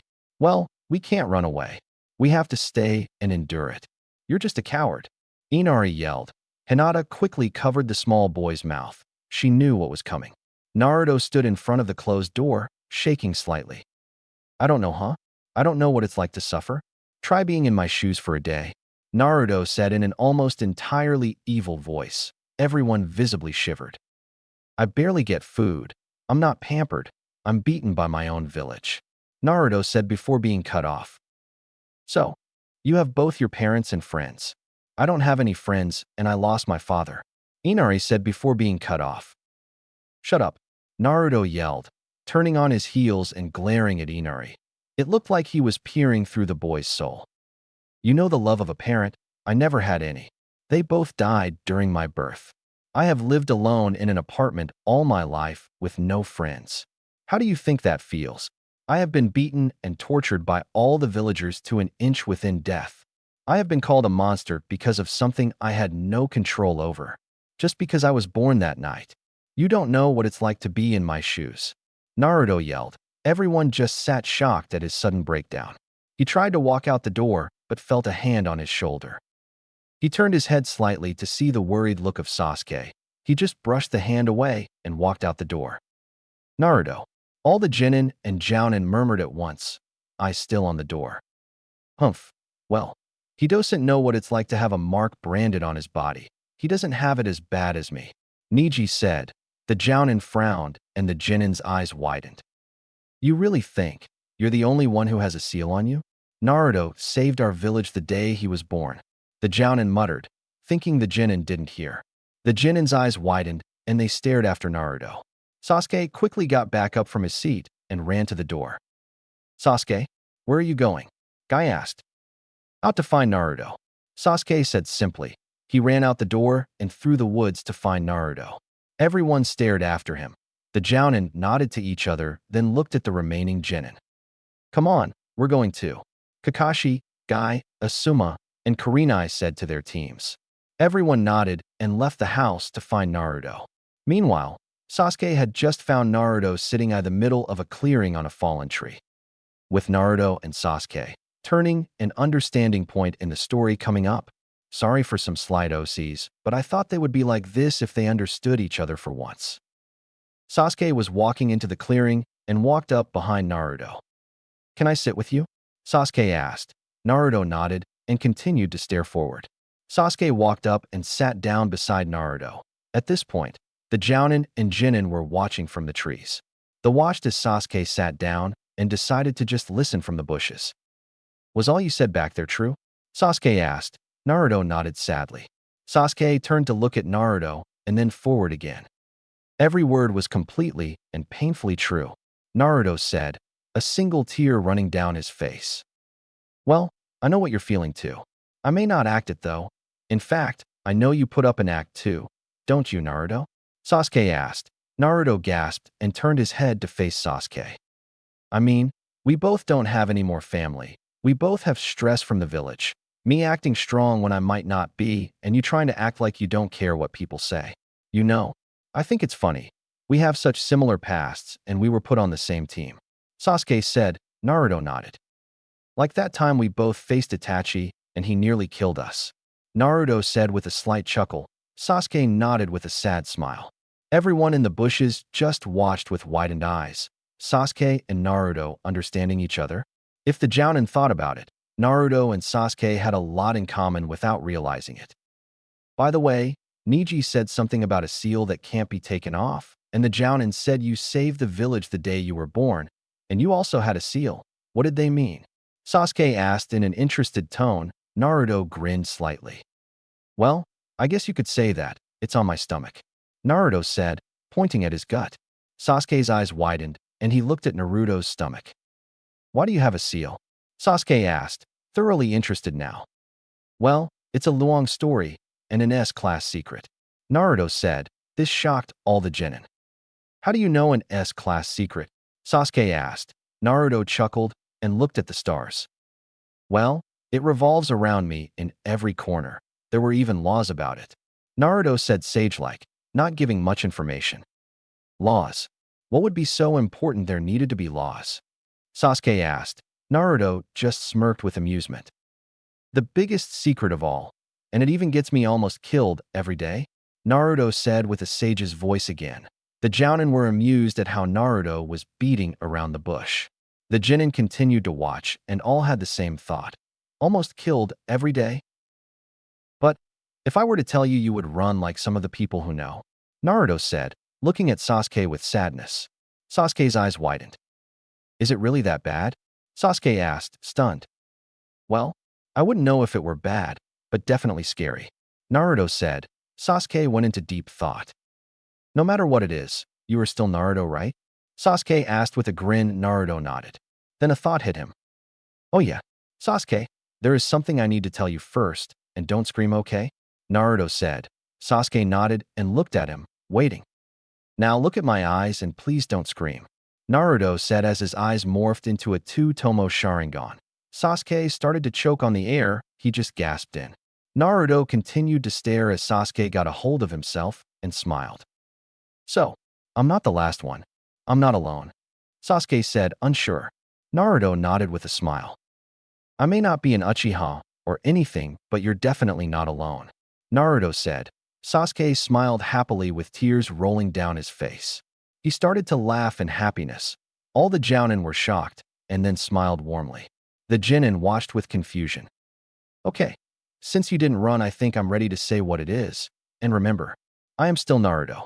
I'm no one but Naruto Uzumaki, okay? Naruto said. Sasuke nodded and laughed happily, tears of happiness still rolling down his face. When he got serious, Naruto nodded and looked at his own stomach. Do you know how sealing works? Naruto asked. Sasuke nodded. Do you know the day I was born? Naruto asked. Sasuke thought and shook his head. October 10th, the night Kyuubi attacked. Naruto said.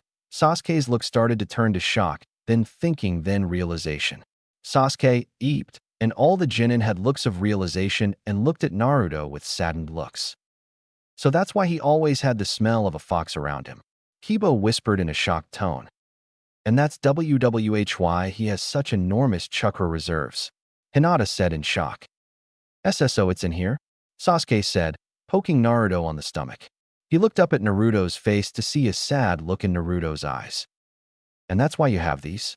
Sasuke said, poking Naruto's whiskers. He burst into laughter and fell on his side. Stop it. That tickles. Naruto yelled in a fit of laughter. Sasuke laughed. That was Naruto, all right. Naruto then sat up with his serious demeanor back in place. He looked at Sasuke and smiled sadly. I am the Kyuubi's Jinchuriki. That night, the Yondaime sealed the Kyuubi into a baby who had just been born, the only baby born that day, Naruto said, gritting his teeth at the last part. And the villagers always saw me as the thing sealed inside me, not the real me. They don't understand I'm basically a walking jail cell for the Kyuubi, and they treat me like I was the demon itself. Naruto said, tears streaming from his eyes. Sasuke gasped at how hard Naruto's life must have been. Do you feel it inside you? Sasuke asked, concern written on his face.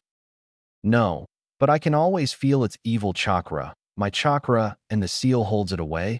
But whenever I get overly emotional, that chakra boils to the surface. Do you remember the red chakra that came up when Sakura insulted my parents? Naruto said. Sasuke's eyes studied him, and he nodded. That was the nine-tailed fox's chakra. Naruto said sadly. All the genin shivered at how the chakra before felt. Sometimes, I wish I wasn't its Jinchuriki, but if it were taken out or I let it out, it would be a sure death for me. Naruto said. Everyone's eyes turned sad. Does anyone else know? Sasuke asked. Naruto nodded. Only the adults. There was a law passed that forbade anyone from talking about the Kyuubi. Except me, of course. It's inside me, so when I feel like I can tell someone, it's okay for me to tell them. The old man just wanted me to have a normal life. Too bad the villagers' hatred took over their minds. Naruto said. All the genin were gaping at what Naruto was saying now. Well, as long as you stay as Naruto and not the Nine Tails, I'm okay with you. Sasuke said. Naruto smiled and laughed, tears flowing from his eyes. The people hiding decided to come out now. They walked up to the two and Naruto gasped. He jumped a few feet back. Please don't hate me. Sasuke doesn't. He yelled before everyone stood in front of him. They didn't have the looks of hatred the villagers had. We don't hate you. In fact, I'm glad some of our questions were solved. Right, guys? Shikamaru said. Naruto's eyes widened, and he cocked his head to the side. Huh, was Naruto's genius reply. Why you have a fox-like scent? Kiba said with a grin. Why you have so much chakra? Hinata said with a blush. Why the villagers always looked at you with hate? Shino said. Why you heal so fast? Ino said. By the way, one more question? Shikamaru said. Naruto nodded, glad they didn't hate them. Do you and Kyuubi ever talk? Shikamaru asked. Everyone turned to Naruto, who looked confused. What do you mean? Naruto asked. Shikamaru smiled. That was Naruto, alright. In class, they said Jinchuriki could talk to their bijou. They didn't say much, but I was just wondering. Shikamaru said. Well, I don't really know. I guess I never thought about it. Naruto said, thinking if he ever heard a voice in his head. Ino, do you know any mind techniques that could get us into Naruto's seal? There is something you all need to see since Naruto is confessing. Kakashi said. All the other Jounin nodded. Ino was about to do the mind-body transmission just to. What are you talking about? Naruto asked. Kakashi turned to him with a serious look. You'll see, and don't worry, it's safe. Kakashi said. Naruto took on a scared expression. And what do you mean going into my seal? Kyuubi will eat you. Naruto said, scared. The genin looked at Naruto and gasped. He was scared Kyuubi would eat them. Don't worry, you'll see why in a minute. Kakashi said, nodding at Ino. Ino focused on Naruto's mind, and then they were all in a sewer. Where are we? What's going on? Naruto yelled. Looking around frantically, he noticed all the genin and jounin except Kakashi looking around with confused looks. They looked at Naruto and saw him freaking out. Naruto calmed down. We're in your mind. Kakashi said, trying to calm Naruto down. Why does my mind look like a sewer then? Naruto yelled. Kakashi looked around and his eyes widened. I don't know actually.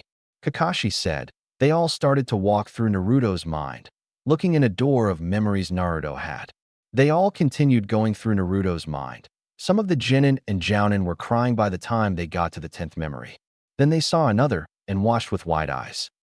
Memory they were watching. Mizuki ran at Iruka with a giant Fuma shuriken, and Naruto jumped from behind a tree and smashed him in the face. If you ever lay a hand on my sensei, I'll kill you.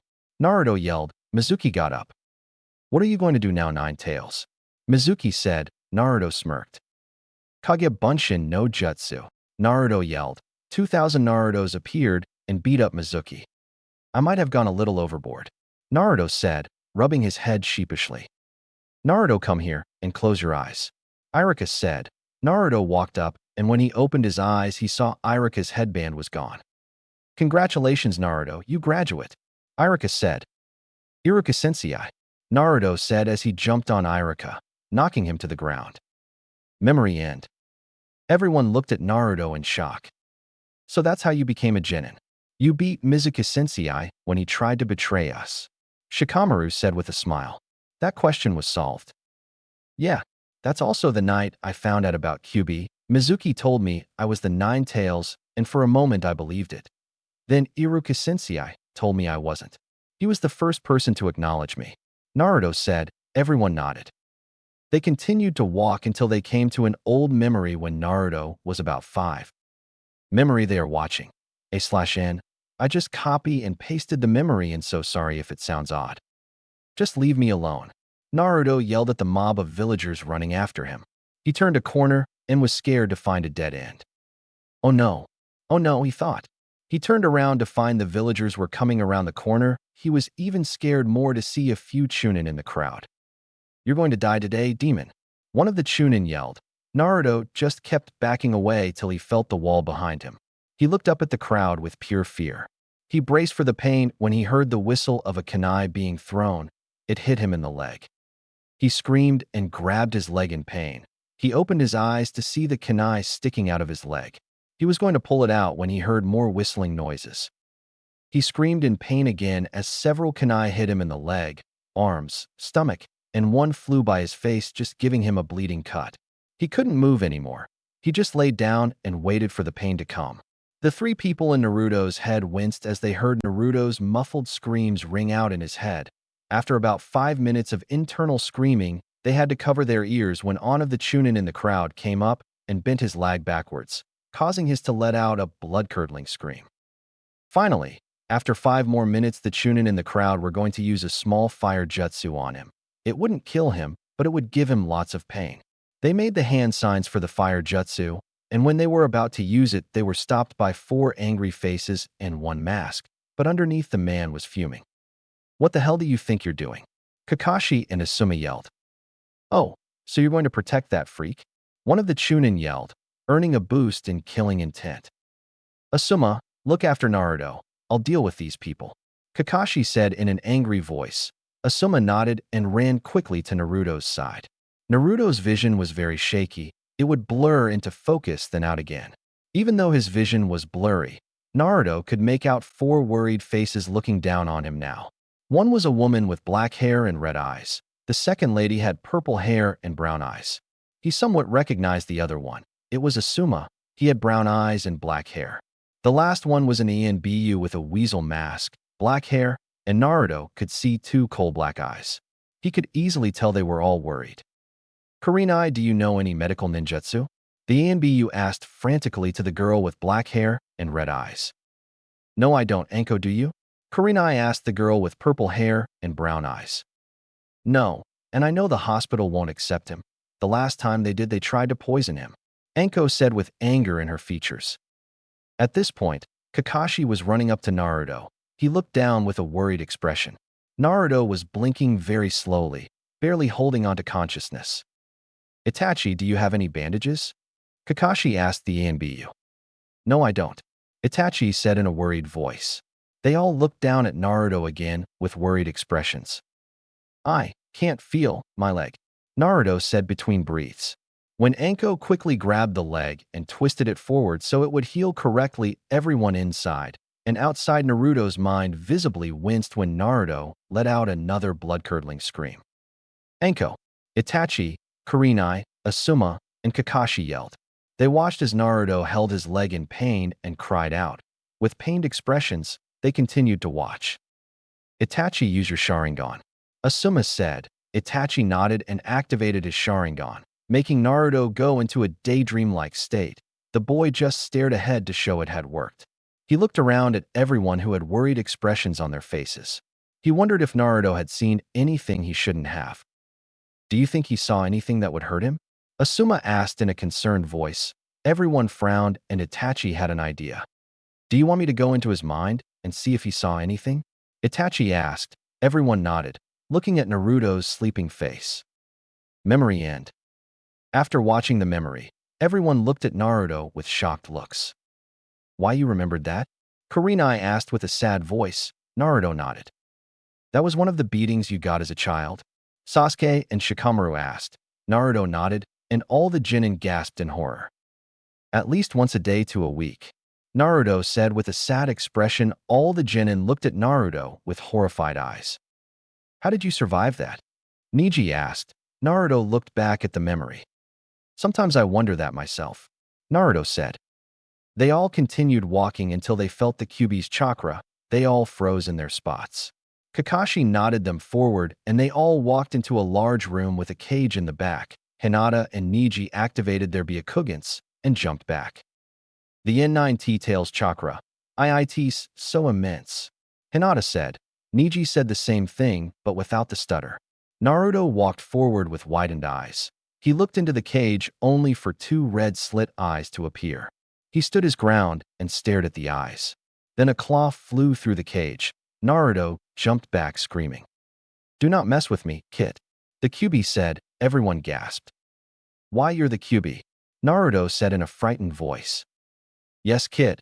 I am the QB, and I would eat you if this accursed seal wasn't in the way." QB growled out. Naruto jumped behind Kakashi in fear. All the genin were standing and staring at a scared Naruto. Then, three figures came forward. The fourth Hokage, Madara, Uchiha, and Nagato. Naruto gasped and jumped from behind Kakashi. "Who are you people?" Naruto yelled in fear, pointing at them. "Oh, is that any way to treat a family member?" "I am Nagato, little Naruto," Nagato said. Naruto looked at him in shock. What?" Naruto stuttered, not believing it. "And how is that any way to treat the person who helped you get the Sharingan?" "I am Madara Uchiha," Madara said. Everyone's eyes widened and Naruto fell on the ground with wide eyes. "Madara Uchiha?" Naruto yelled in a horrified voice. The last person then stepped forward in front of Naruto, helping him up. "Hello, Naruto," Minato said. Naruto's eyes were threatening to explode. "Fourth Hokage?" Naruto said. Minato smiled. "Naruto," Minato said. Confusion took over Naruto's face. "How do you know my name?" Naruto asked. Minato smiled. All the genin watched with wide eyes as Minato smiled. Naruto, standing next to the fourth looking like a small version of him, was scary for everyone else. "Because I'm the one who named you. Because the truth is, you are my son," Minato said. Tears ran down Naruto's face, and he laughed like this couldn't be real. All the genin's eyes widened, and their mouths dropped open. "Me father?" Naruto said, still disbelieving. Everyone watched the scene with widened eyes. "Yes, Naruto, I am your father," Minato said. Then he was crumpled on the floor when Naruto punched him in the stomach. Everyone gasped. "Why would you want to seal the 9 tails inside of your own son? Do you have any idea what I went through because of that?" All the villagers looked at me in anger or fear. They even made their kids fear me and run away. "Why would you do that to your own son?" Naruto yelled, tears still pouring from his eyes. He then started to rub his hair like he was going to rip it out. All the genin watched with widened eyes, and the jounin gained tears in their eyes. "Because you are my son, I trusted you could control that power. A parent's job is to have faith in their children," Minato said. Naruto's eyes widened as more tears continued to fall. Everyone else's eyes widened at what Minato's reasons were. "You trust me?" Naruto said slowly, then his eyes widened. "Wait a minute. Then why is Madara, Uchiha, and Nagato in here? What are you doing here? How many things are sealed inside me?"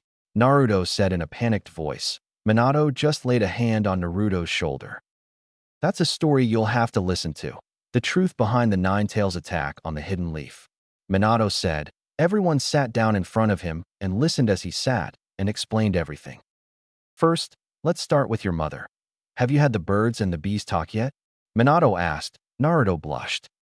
"Dad," Naruto said. Everyone snickered. "I was just asking," Minato said with a laugh. "Anyways, Kushina was due for October 10th. We were so happy to finally have a child, but there was one problem. A Jinchuriki's seal weakens during the pregnancy and labor process." Minato continued. Naruto gasped. "So mom was a Jinchuriki too?" Naruto asked. Minato nodded. "Yes, first Mito Uzumaki, wife of the first Hokage, then Kushina Uzumaki, your mother, then you, Naruto Uzumaki," Minato said. Everyone's eyes widened. "So I'm related to the first, second, and fourth Hokages, and I'm also the third person in our family to be a Jinchuriki," Naruto said, astonished. Minato nodded and continued. "So, during the birth Kushina was taken away from the village, so if the QB broke out of the seal, we could stop it. When she had just given birth to you, the nurses were going to give you to your mother when they were killed by that guy over there," Minato said. Pointing at Madara, who was standing next to Minato, he just waved. "He held you in his arms, kunai at your heart. He threatened to kill you if I didn't step away from your mother. Then Nagato came into view. He has the Rinnegan, so he brought Madara back to life when he died. It's an ability of the Rinnegan," Minato said. Nagato waved. "Madara threw you into the air and tried to stab you. I used my signature jutsu and saved you, but he got your mother. I laid you in the crib at home, and went to save your mother, but it was too late. The QB was extracted from her, and she was inches from death. I summoned Gamabunta, a summoning from Jiraiya Sensei's summoning contract. I managed to get the QB, Kushina, and you away from the village before anyone else died. When we were in the middle of the sealing process, the QB tried to kill you with its claw, Kushina, and me jumped in front of it and blocked you from being killed. We would gladly give our lives for our son. Minato continued before being cut off. You would have given your life for me? Naruto asked, happiness filling him. Minato nodded, then Madara spoke. And when this idiot sealed the QB, he forgot me and Nagato were on its head, and he pushed so much chakra into the seal. He got sealed too. Madara finished. Everyone's mouths were gaping. So let me get this straight. I have the QB, Madara Uchiha a Sharingan user, Nagato Uzumaki a Rinnegan user, and my own father sealed inside me. Naruto said, yelling the last part. All of the tenants in Naruto's head nodded. I feel like I'm going to be sick. Naruto muttered as he ran away to a corner of the room. When he came back, he looked better. So why did Madara attack the village with the 9 tails? Sasuke asked. Madara sighed. At the time, I was consumed by revenge. By the way, we saw the massacre from Naruto's eyes that night. Don't try to get revenge. Your brother did it for a reason. You know that too. Madara said. Sasuke thought about it, and his eyes widened. You're right. He was never the one to go on a massacre. He hated violence. Sasuke said in realization. Naruto, come rip this seal off so I can rip you to shreds. Kyuubi yelled. Naruto looked at him. Then I think I'll stay over here. Kyuubi, Naruto said, making everyone laugh. Kyuubi, what was our deal when we were first sealed into little Naruto? Nagato asked harshly. Kyuubi laid down. You said I was not to hurt Naruto or suffer your wrath. Kyuubi said. Everyone laughed, and Nagato smiled. Good, now remember that. Nagato said, looking back at Naruto. What? I think of you as a brother after watching you grow up.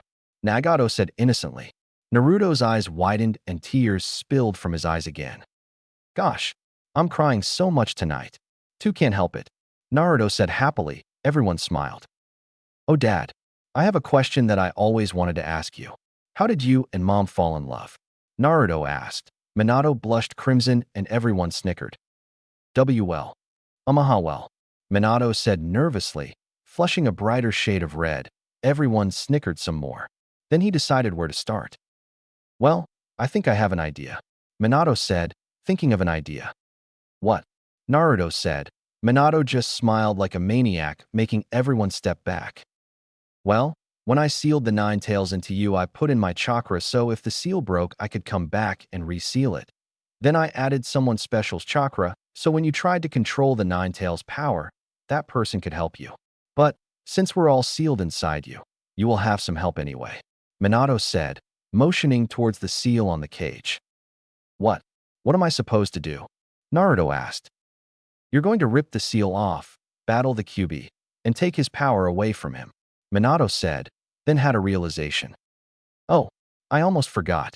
I want to teach you a few things before you do anything. Of course, you won't be able to do them outside your mind until you actually learn them, but in here, you could do them easily. My own jutsu, the Rasengan. Minato said. Naruto's eyes widened. I will also teach you to enter Sage mode. You won't have to worry about any side effects in your mind either. You can do anything in your mind. Minato said. Naruto's eyes widened. Can I make it not look like a sewer? Naruto asked. Minato smiled sheepishly. Okay, maybe not anything. Minato said, making everyone laugh. Okay, first, gather chakra in your hand and make it swirl randomly. Imagine a small ball of swirling chakra. Like this. Minato said, making a Rasengan in his hands. Okay, Naruto said, making a ball of chakra in his hands identical to his father's. All the Jounin watched with wide eyes at how much Naruto looked like his father now. Minato smiled. Good, I was right. You can do any jutsu you please in your mind. If you have enough chakra, which won't be a problem for you. Minato said, smiling. Then he explained Sage mode. Okay, now, focus on energy in the environment, draw it in, and keep it steady. Minato said, entering Sage mode. His eyes went yellow like a frog's and got an orange coloring around them. A/N. Like Naruto's Sage mode. Naruto did the same and got the same results. Everyone continued watching as Minato taught Naruto a few things that would help him in his fight. And Naruto, if you want a larger Rasengan, add nature energy to it. Good luck, Minato said. Everyone backed off to the side of the room, watching Naruto walk slowly up to the cage. He turned around. Dad, are you sure he won't just eat me and be done with it? Naruto asked. Everyone chuckled and Minato nodded. Yes, he won't eat you, Minato said, gaining some small laughs. Okay, Naruto said, floating up to the slip that said seal on it. He ripped it off. Underneath was a spiral. He applied chakra to his fingers and turned the seal on his stomach, undoing the spiral. Hewg smashed the cage open with his claws and stepped out. He roared, sending Naruto flying. A/N, the fight will be kind of the same. Since he can do anything in his mind, I'm going to make him envision the jutsu and then make them happen in real life later. Like the Rasen Shuriken. Gah! He's so strong, Naruto yelled, covering his face from the powerful gust of wind. Everyone watched as Hewg summoned his chakra, making a compressed purple sphere. It shrank down and he appeared to eat it. He held it in his mouth before he opened his mouth and growled ferally, smoke billowing out. Then he opened his mouth wider, and a beam shot out of his mouth, causing the floor rise up by force. The Genin gasped at the power, and the Jounin paled, recognizing the technique from 12 years ago. Tailed Beast Bomb, the Jounin yelled, shocking the Genin as they watched Naruto just manage to get out of the way. The Kyuubi's 9 tails were waving around violently. Some of the Genin were about to wet their pants. When they saw Naruto, they tried to keep their eyes on him. Naruto then entered Sage Mode. He jumped into the air and made a Rasengan with his clone and yelled, Sage Art, Super Giant Rasengan. Naruto yelled as he added chakra to it. It grew to the size of 3 of Kyuubi's tails. He pushed the giant Rasengan forward only for it to be blocked by 3 of Kyuubi's tails, causing large waves of water to fly into the air. Hewg growled fiercely and threw Naruto back, disabling his Rasengan. He roared so loud that the whole room shook. Naruto then dodged as multiple tails flew up, trying to stab at him. He continued to dodge until the Kyuubi's claw came on top of him, smashing him down and pinning him to the ground. So fast, Naruto thought. Since they were all in his mind, everyone heard the thought echo around the room. Hewg pinned Naruto to the ground and lowered his head to look at him with his large red slit eyes. Do you think you can beat me? Hewg said in his dark, evil voice, making everyone shiver. Naruto continued to squirm. Why would I break the seal otherwise? Besides, Naruto said as Hewg felt something grab one of his tails. We gotcha, Naruto yelled. The shadow clone under Hewg's claw poofed out of existence. Naruto flipped Hewg over on his back, with a yell of surprise from Hewg. What monstrous strength, Kurenai said. Minato nodded. It's from Sage Mode, Minato said. Everyone continued watching. Then they saw Naruto in the air with 2 shadow clones. They were making a normal Rasengan, then it turned into a shuriken. The feel of the chakra made the Jounin gasp. That feels like a strong wind affinity, Asuma said in shock. All the Genin watched with widened eyes as Naruto prepared to throw it at Hewg. And now my newly imagined move made from my own chakra and not yours, Naruto yelled. Everyone's eyes widened when he said he just thought about it. Wind style, Rasen Shuriken, Naruto yelled. Everyone gaped as he threw it at Hewg. The explosion was so big that even Hewg was dazed. How did he do that? Kakashi asked. Minato watched with widened eyes. Well, I did say he could do anything in his mind. He just made a new jutsu that could be made at real life, but only by him, Minato said with shock pure in his voice. Do it now, Naruto yelled, his chakra grabbing onto Hewg's chakra. Hewg tried to get up and growled. You bastard, Hewg yelled. Everyone watched as Naruto continued to pull Hewg's chakra away. He's weakening. Now's my chance, Naruto thought.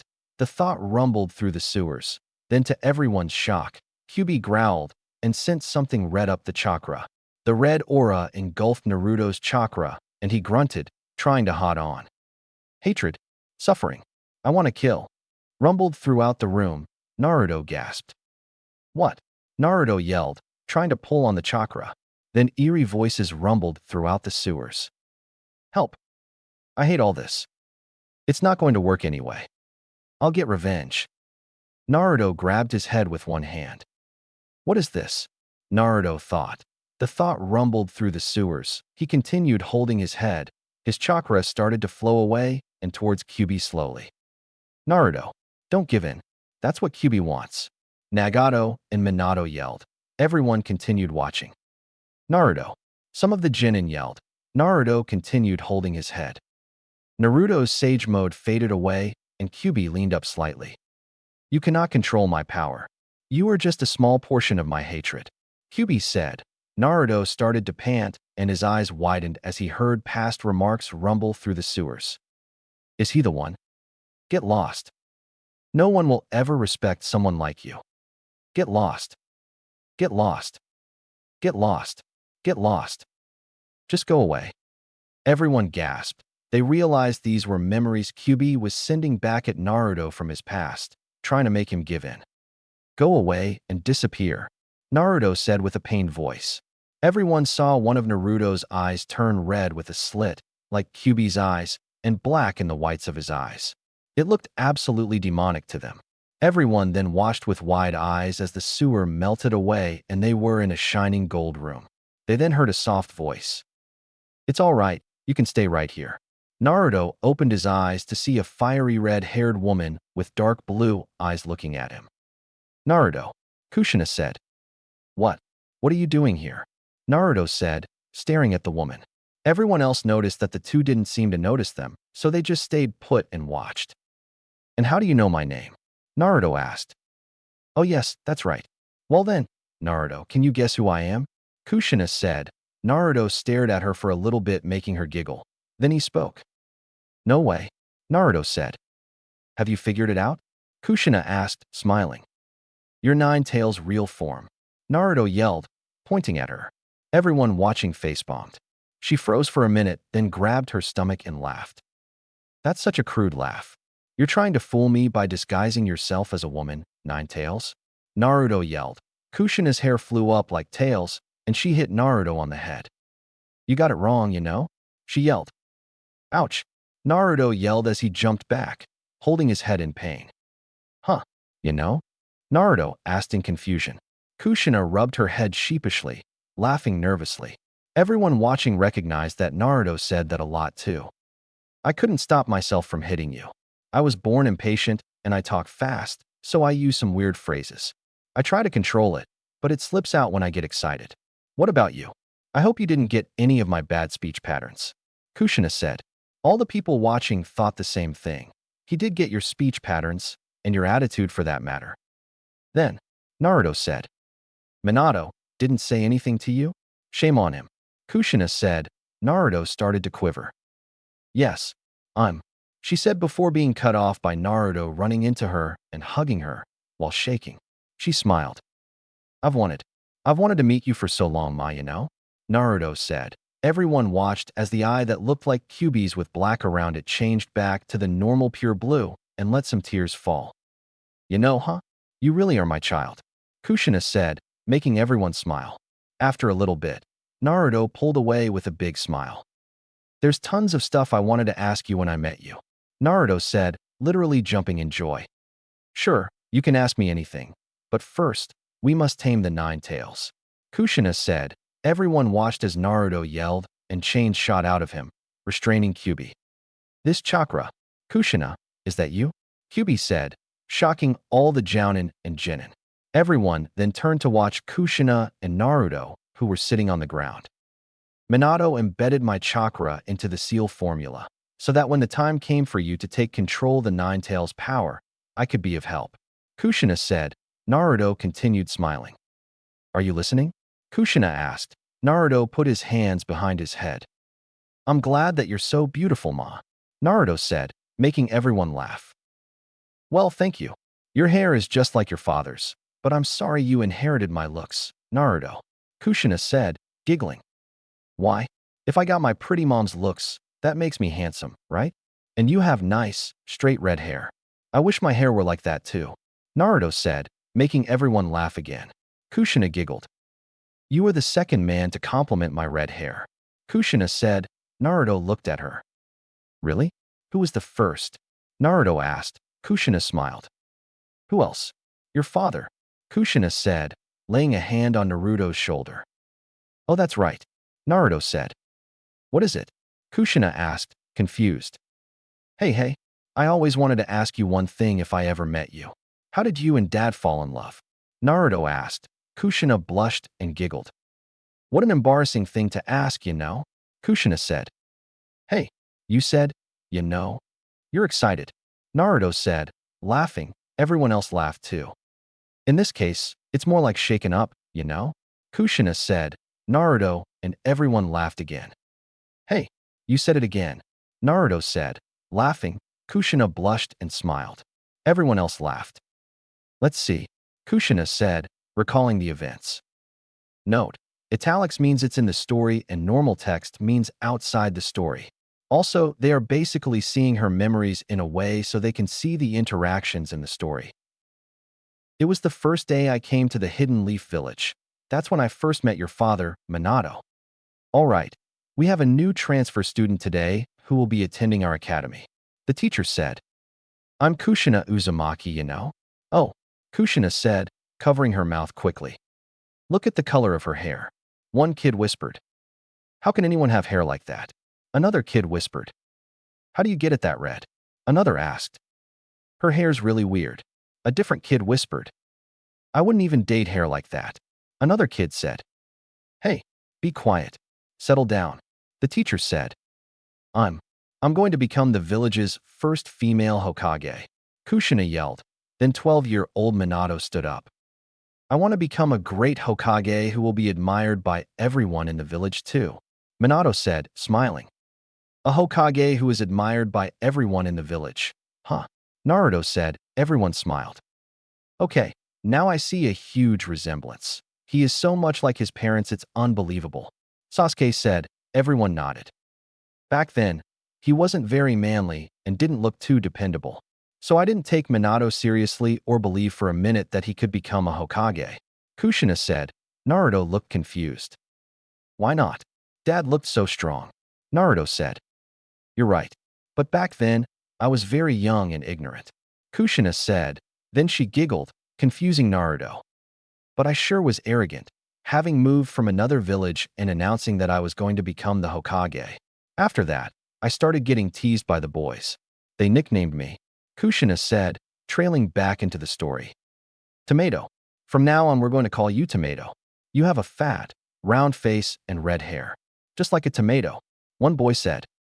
As if a tomato can become the Hokage, another said. I hate tomatoes, the first boy said. Me too. I never eat it in my salad, another boy said. A tomato that everyone hates can never be accepted as Hokage, the first boy said. All of them laughed. So that's it. I'll bet it was Dad who protected you from those bullies, Naruto said. Everyone but Minato thought so too. No, you dead wrong, Kushina said, cracked her knuckles making Naruto and everyone else flinch. Tomato. I grudgingly accepted being called that name.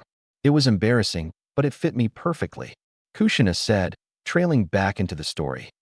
You're getting redder and riper. It's the tomato festival. It's time to harvest, one boy said. Pulling Kushina's hair, Kushina grabbed his hand. Who are you calling tomato? Now you listen. I hate tomatoes too, you know? Kushina yelled, throwing all the boys around the room. She jumped on one and started to punch him. Keep calling me tomato and you're going to get it, you know? Kushina yelled, punching the boy harder. She turned and saw Minato and another boy laughing. What are you laughing at? Kushina yelled. Minato jumped and turned quickly, looking at her out the corner of his eyes. I always beat those bullies at their own game and turn them into smashed tomatoes, Kushina said, cracking her knuckles again. The girl with the long red hair, who beat the boys half to death. As expected, I was stuck with a new nickname. The red-hot habanero, Kushina said. All the Genin's eyes widened as they remembered the name from class. The most fearsome kunoichi in Konoha was Naruto's mother. Kiba and Shikamaru were always saying that mothers are really scary. They were right. Naruto's thought echoed through the sewers. All the Jounin and Genin laughed as Kushina looked at Naruto, then went on. Always fighting. Of course, I always won these fights as the red-hot habanero. But, Kushina said, going back to the story. A kid from my class walked out from behind a tree. Behind him, he had his Jinin older brother. Are you the one always making my kid brother cry? The brother asked. That's because he's always messing with me, you know? And he's such a wimp. Kushina yelled. The boy looked away. I'm a Jinin. Cool, huh? I have to teach anyone who bullies my kid brother a lesson, he said, cracking his knuckles. We were jumping through the tress, and he threw a real kunai at me. I turned on him and clothes-pinned him in the neck. It turned out he did a substitution, and he grabbed my hair, so I couldn't run. You can't even recognize a substitution jutsu? You're still just a kid. Your hair's so red, and it's stiff like thread. Hair like this is ugly, his brother said. The kid from Kushina's class walked up and laughed in her face. Serves you right. The boy laughed before gasped at Kushina, who was crying. I don't like my hair either, Kushina yelled. Breaking out of the boy's grasp, she then proceeded to beat him up.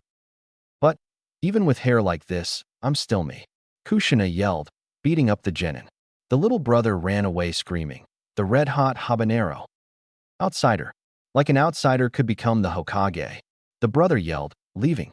Kushina looked up and saw Minato in a tree. Not going to help an outsider? You agree with them too, don't you? Kushina yelled. Minato said, before Kushina ran away crying. Why did I ever say I wanted to become Hokage? Kushina thought. I used to hate my hair, but a certain incident changed the way I felt about my red hair. Kushina said. A certain incident? Naruto asked. Kushina continued. I'm home. I'm home. Is anyone home? Kushina called, stopping and looking in the kitchen. Then she saw a few ninja rise out of the shadows. She gasped and ran. Someone, help me, Kushina yelled, running until she was caught. I have a special kind of chakra. Because of that, the hidden cloud kidnapped me. Was it the 9 tails they were after? Naruto asked, shocking Kushina. How? Kushina asked. Naruto smiled. Dad told me. Naruto said. Kushina nodded. Yes, I have chakra to suppress the Kyuubi, and I also was the Kyuubi's Jinchuriki before you. They wanted that too, Kushina said, then continued. Kushina fell over, and they ninja pull on the binds holding her. Hey, get up, one of the ninjas said. At that time, in order to leave a trail behind as I was being taken away, I cut off pieces of my hair and dropped it, without the enemy knowing. But since I was an outsider, I didn't hold out any hope that someone would come to rescue me. We had come to the edge of the border, and I thought it was all over. Behind her, the 3 ninja were killed, one by one. She just kept walking, not registering what was going on. Minato dropped in front of her. Are you hurt? Someone asked. Kushina looked up as the moon lit up the dark. Minato was a few feet in front of her. I came to save you, he said, smiling. She smiled, then fell to her knees. He rushed and caught her before she was on the ground. You'll be all right now, Minato said, picking her up bridal style. Hey, wait a minute, Kushina said.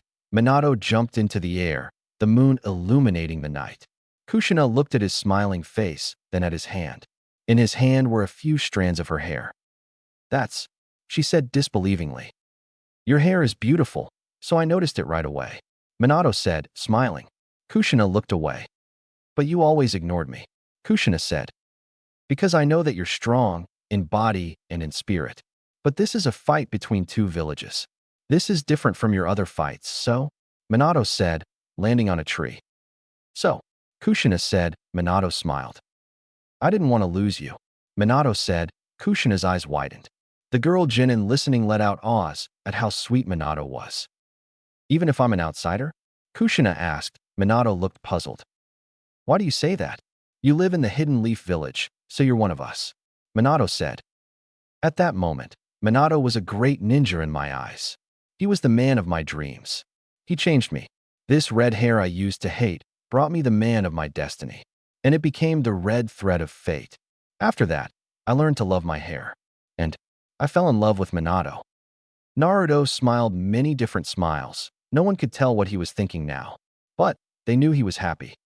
Only men who compliment my hair get to hear these precious words from me. Naruto, will you accept them? Kushina asked. Naruto nodded, with a large smile. I love you, Kushina said. Naruto's face turned to shock. Then he looked around, his smile getting bigger. Everyone felt joy with him. Kushina then poked Naruto on the chest. When you put the yellow flash of the leaf and the red-hot habanero together, Kushina said, Naruto jumped up and laughed. You get the leaf's orange spark. Naruto yelled. Kushina smiled. A/N. I changed Hokage to spark because I thought it sounded better. That sounds cool, you know? Kushina said. Naruto giggled. I'm going to be Hokage like Dad. Naruto said, giggling. Kushina smiled. Hokage, your dream is the continuation of Minato's and my dream. Kushina said happily. Everyone's eyes widened as they realized that it was true. Yeah, I won't let your dreams down. Naruto said with a smile. Naruto, Kushina said, a tear falling from her eyes. But, before that, Naruto said, looking back to where Kyuubi was. Then, they were all back in the sewer. Kyuubi growled and looked at Naruto. Kushina's soft voice echoed through the sewers. I love you. What is this? I feel so calm. Naruto's thought rumbled through the sewers. I love you. I feel so happy. Naruto's thought rumbled through the sewers as he opened his eyes. He yelled in determination. Damn you, Kushina. Kyuubi said. Everyone watched with wide eyes as Naruto shoved the Nine-Tails' hatred back with a yell. My chakra that's suppressing the Kyuubi won't last much longer. This is your chance to do it. Kushina said with determination. All right, Naruto said with sheer determination in his eyes. Multi-shadow clone jutsu. Naruto yelled, making lots of shadow clones. You brat. Kyuubi yelled, trying to rip away Kushina's chakra chains. Go. Naruto yelled. All the Narutos ran forward. Kyuubi ripped off the chains. Just as I thought. He's really strong. Kushina said. All the Narutos started to make Raisengans. Take this. They yelled. Kyuubi roared, shaking the whole foundation of the room. All the Narutos jumped into the air. Rasengan Super Barrage. Naruto yelled. Kyuubi slashed at all the clones. Don't underestimate me. Kyuubi yelled. I can keep going, you know? Kushina said, making the remaining chains on one of Kyuubi's legs pull out from under him and trip him. Kyuubi fell over onto his back with a roar of outrage. Here, Naruto said, entering Sage Mode. All the remaining Narutos entered Sage Mode and made their Rasengans about as big as Kyuubi's head times 2. Everyone watched with widened eyes. It was so bright it almost looked like the sun, but they could still stare into it. About 70 enormous Rasengans were threatening to hit Kyuubi now. Kyuubi's eyes widened from shock. Sage Art. Massive. Rasengan Barrage. All the Narutos yelled in Unshin, echoing throughout the sewers like 70 bullhorns taped together. All 70 Rasengans hit Kyuubi and sent him flying back, smashing into the cage with a thundering thud. Then one Naruto came running at him with a Rasen Shuriken in hand. One more round. Naruto yelled. Wind style. Rasen Shuriken. Naruto yelled, hitting Kyuubi in the face, pinning him against the cage. All the Naruto clones grabbed Nine-Tails chakra. Naruto held the jutsu as long as he could, keeping Kyuubi stunned at the power behind it. What kind of power at this? Kyuubi yelled, getting smashed against the cage more. Everyone watched how the tables had turned. Pull. All the clones yelled, pulling on the chakra. Naruto was still holding the jutsu. Get out. Naruto yelled. Kyuubi went flying back more, into the cage which was now not there because of the force. You did it. You pulled the Nine-Tails chakra out. Kushina said. All the clones disappeared, and another version of the fox appeared. It was his chakra. Everyone watched with wide eyes as it all seeped into Naruto's chest. When it was done, Naruto was glowing orange and yellow, markings all over his skin and flames rolling off of him. Kyuubi sat up. He now looked like he hadn't eaten in months. Naruto looked at himself. This is the Nine-Tails. Naruto said. Kyuubi glared at him angrily. Naruto, you. Kyuubi said. Naruto looked up with slight fear in his eyes. You have infuriated me, Naruto. Kyuubi yelled, his tail sticking into the air. He made a tail beats bomb the 7 times the size of himself. Everyone gasped. The Nine-Tails was so strong. You still have that much power, Naruto said with shock in his eyes. Kyuubi pushed so much chakra into the attack that his tongue rolled back and his eyes paled out slightly. You really are amazing, Naruto said, twisted the seal on his stomach. Red fences fell down, pinning all 9 tails, and then the rest of Kyuubi. The tail best bomb fell to pieces. This is the 6 paths? Kyuubi said in a confused tone. Then 2 large red gates closed, the spiral of the seal winding back up. The cage darkened so only one glowing, blood-red slit I was showing. You watch out, Naruto, Kyuubi said, closing his eye. The cage was pitch black. I'm sorry, Kyuubi, but I'll make it up to you. So just hang in there for a little while. Naruto's thought rumbled through the sewers. He turned and walked up to the shocked spectators. They all had looks of pure shock, even Minato, Madara, and Nagato. What? Naruto asked. They just gawked at him. He looked at himself and giggled. Oh right, I'll call this 9 Tails chakra mode, Naruto said happily. Then he stopped using Kyuubi's chakra and returned to normal. Naruto, did you seriously just beat the 9 Tails? Kiba asked. Naruto smiled. Sure, in my own mind, Naruto said with a laugh. Everyone just stared at him in shock. Naruto, how did you come up with those moves? Minato asked. Naruto shrugged. I don't know, I just thought about them, how to do them, then named them. That one with the shuriken I named Wind Style, because to me it felt like a wind jutsu. Naruto said simply. The Jounin just stared at Naruto for a little bit until Kakashi spoke. You might be a jutsu genius. That attack was so strong even Kyuubi was stunned for a little bit. Kakashi said. They all heard Kyuubi growl in disapproval. Shut up, you perverted Cyclops. Kyuubi growled out in anger. Naruto walked up to the cage. Kyuubi already regained its usual appearance now. Hey, Naruto said, raising his hand. Everyone watched as a red gate came down on Kyuubi's neck, pinning him down. Naruto jumped up on his cheek, standing in front of his blood-red eye. Naruto smiled, looking into the fox's eye. You know, one day I'm going to free you from all your hatred. I know what it's like to be gripped by it and want revenge. One day, you won't have to fear it anymore, Naruto said. He jumped down and walked out of the cage. He lifted his hand to release Kyuubi's head. You're so naive. I am the Kyuubi. I am hatred itself, Kyuubi yelled. Naruto just turned with a smirk. Well then, that's okay. I'll still take your hatred away one day, Naruto said. Kyuubi snorted in amusement, and Naruto walked towards everyone else. Everyone had looks of shock written on their faces. A/N. Just because Naruto mastered hatred doesn't mean he won't get angry. He just won't hold grudges too long.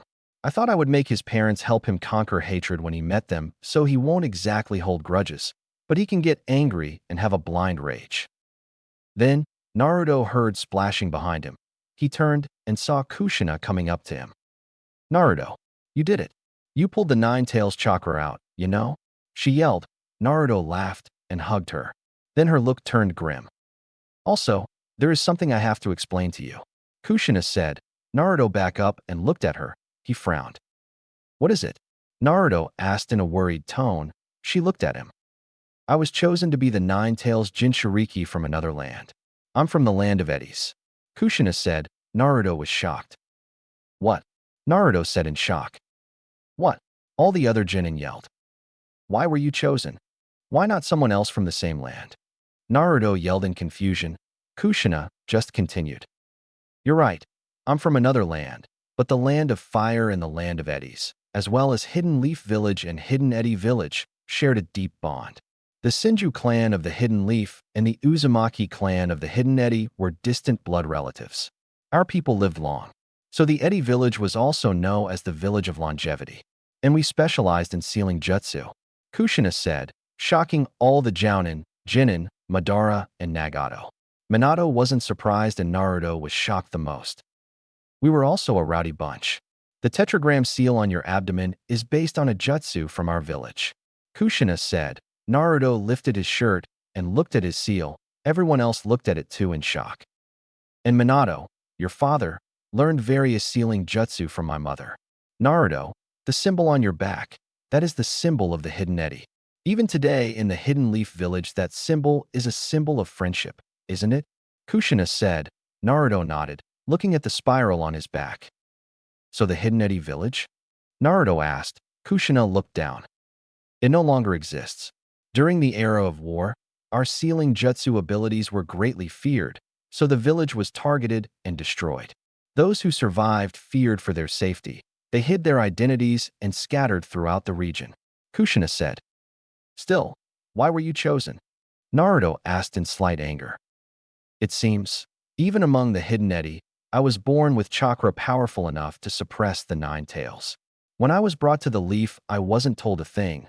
When I was finally told why I was there, I was nearly consumed by my loneliness. Then, Lady Mito summoned me. She told me she was brought to be the vessel too, and she was lonely like I was. Then she told me something that changed my life. Kushina said, recalling and saying what happened. Now listen carefully. Indeed, we are the vessels for the nine tails. However, there is a way to find happiness even if you must live as a Jinchuriki. Mito said, then continued with a smile. First, by filling ourselves. Mito said. First, by filling ourselves with love, we would be able to live a happy life despite being the nine tails Jinchuriki. Kushina said, shocking Naruto. So you were happy even if you were a Jinchuriki ma? Naruto asked. Yes, Kushina said. Naruto started to tear up. He wiped his eyes quickly. Naruto, now why are you crying? Kushina asked. Naruto laughed. Because I'm happy, Naruto said, laughing some more. Everyone smiled. Kushina, would you like to tell them the whole story? I told them what happened after Naruto was born already. Minato said. Kushina nodded. So it all started 9 months before Naruto's birth. Kushina said, trailing off into the story. Congratulations, the nurse said. What? Kushina asked. Your due date is October 10th. The nurse said. Kushina smiled. Oh then, yeah, Kushina said excitedly. Huh, a baby? Minato asked, coming out of the kitchen of their home. I'm going to be a mother, you know? Kushina said happily. And I'm going to be a father, Minato said. A mother, you know? Kushina yelled excitedly. I'm going to be a father, Minato said excitedly. A mother, you know? Kushina said, running to Minato. Imagine that. I'm going to be a father, Minato said happily. Kushina jumped into his arms. Okay, you both must have been shocked to have Naruto if you said it that much. Kurenai said with a laugh. Everyone nodded. Kushina continued. Then, Sarutobi and his wife explained that my seal would be weak during childbirth.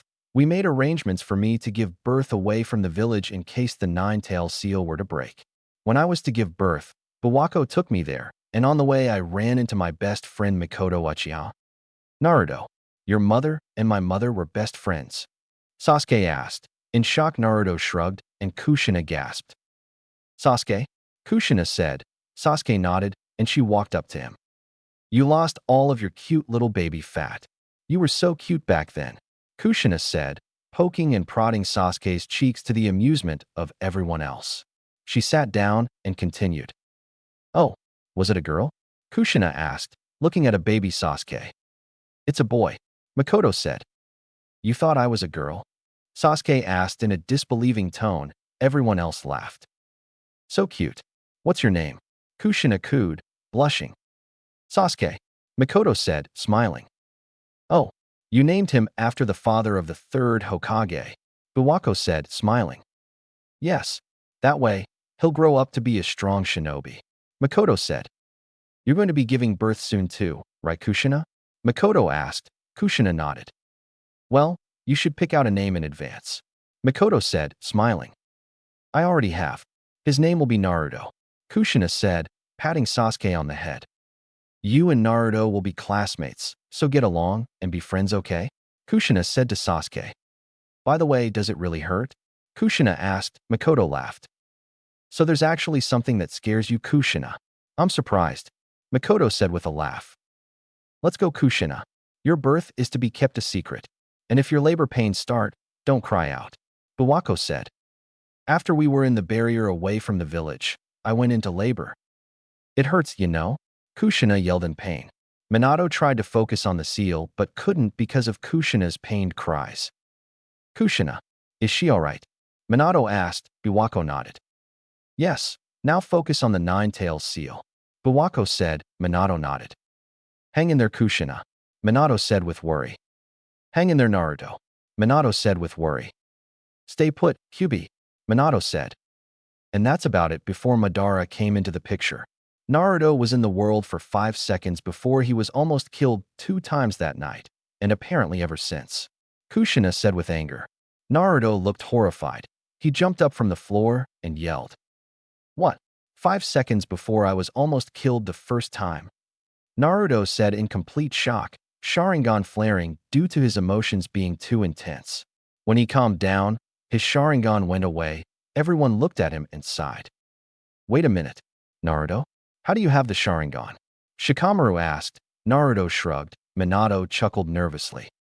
Ask that guy over there, Minato said, pointing at Madara, who put his hands up in a placating manner. He turned on Minato. You told me he needed it sped up right then and there, Madara said. Minato's sweat dropped. So Madara gave Naruto the Sharingan.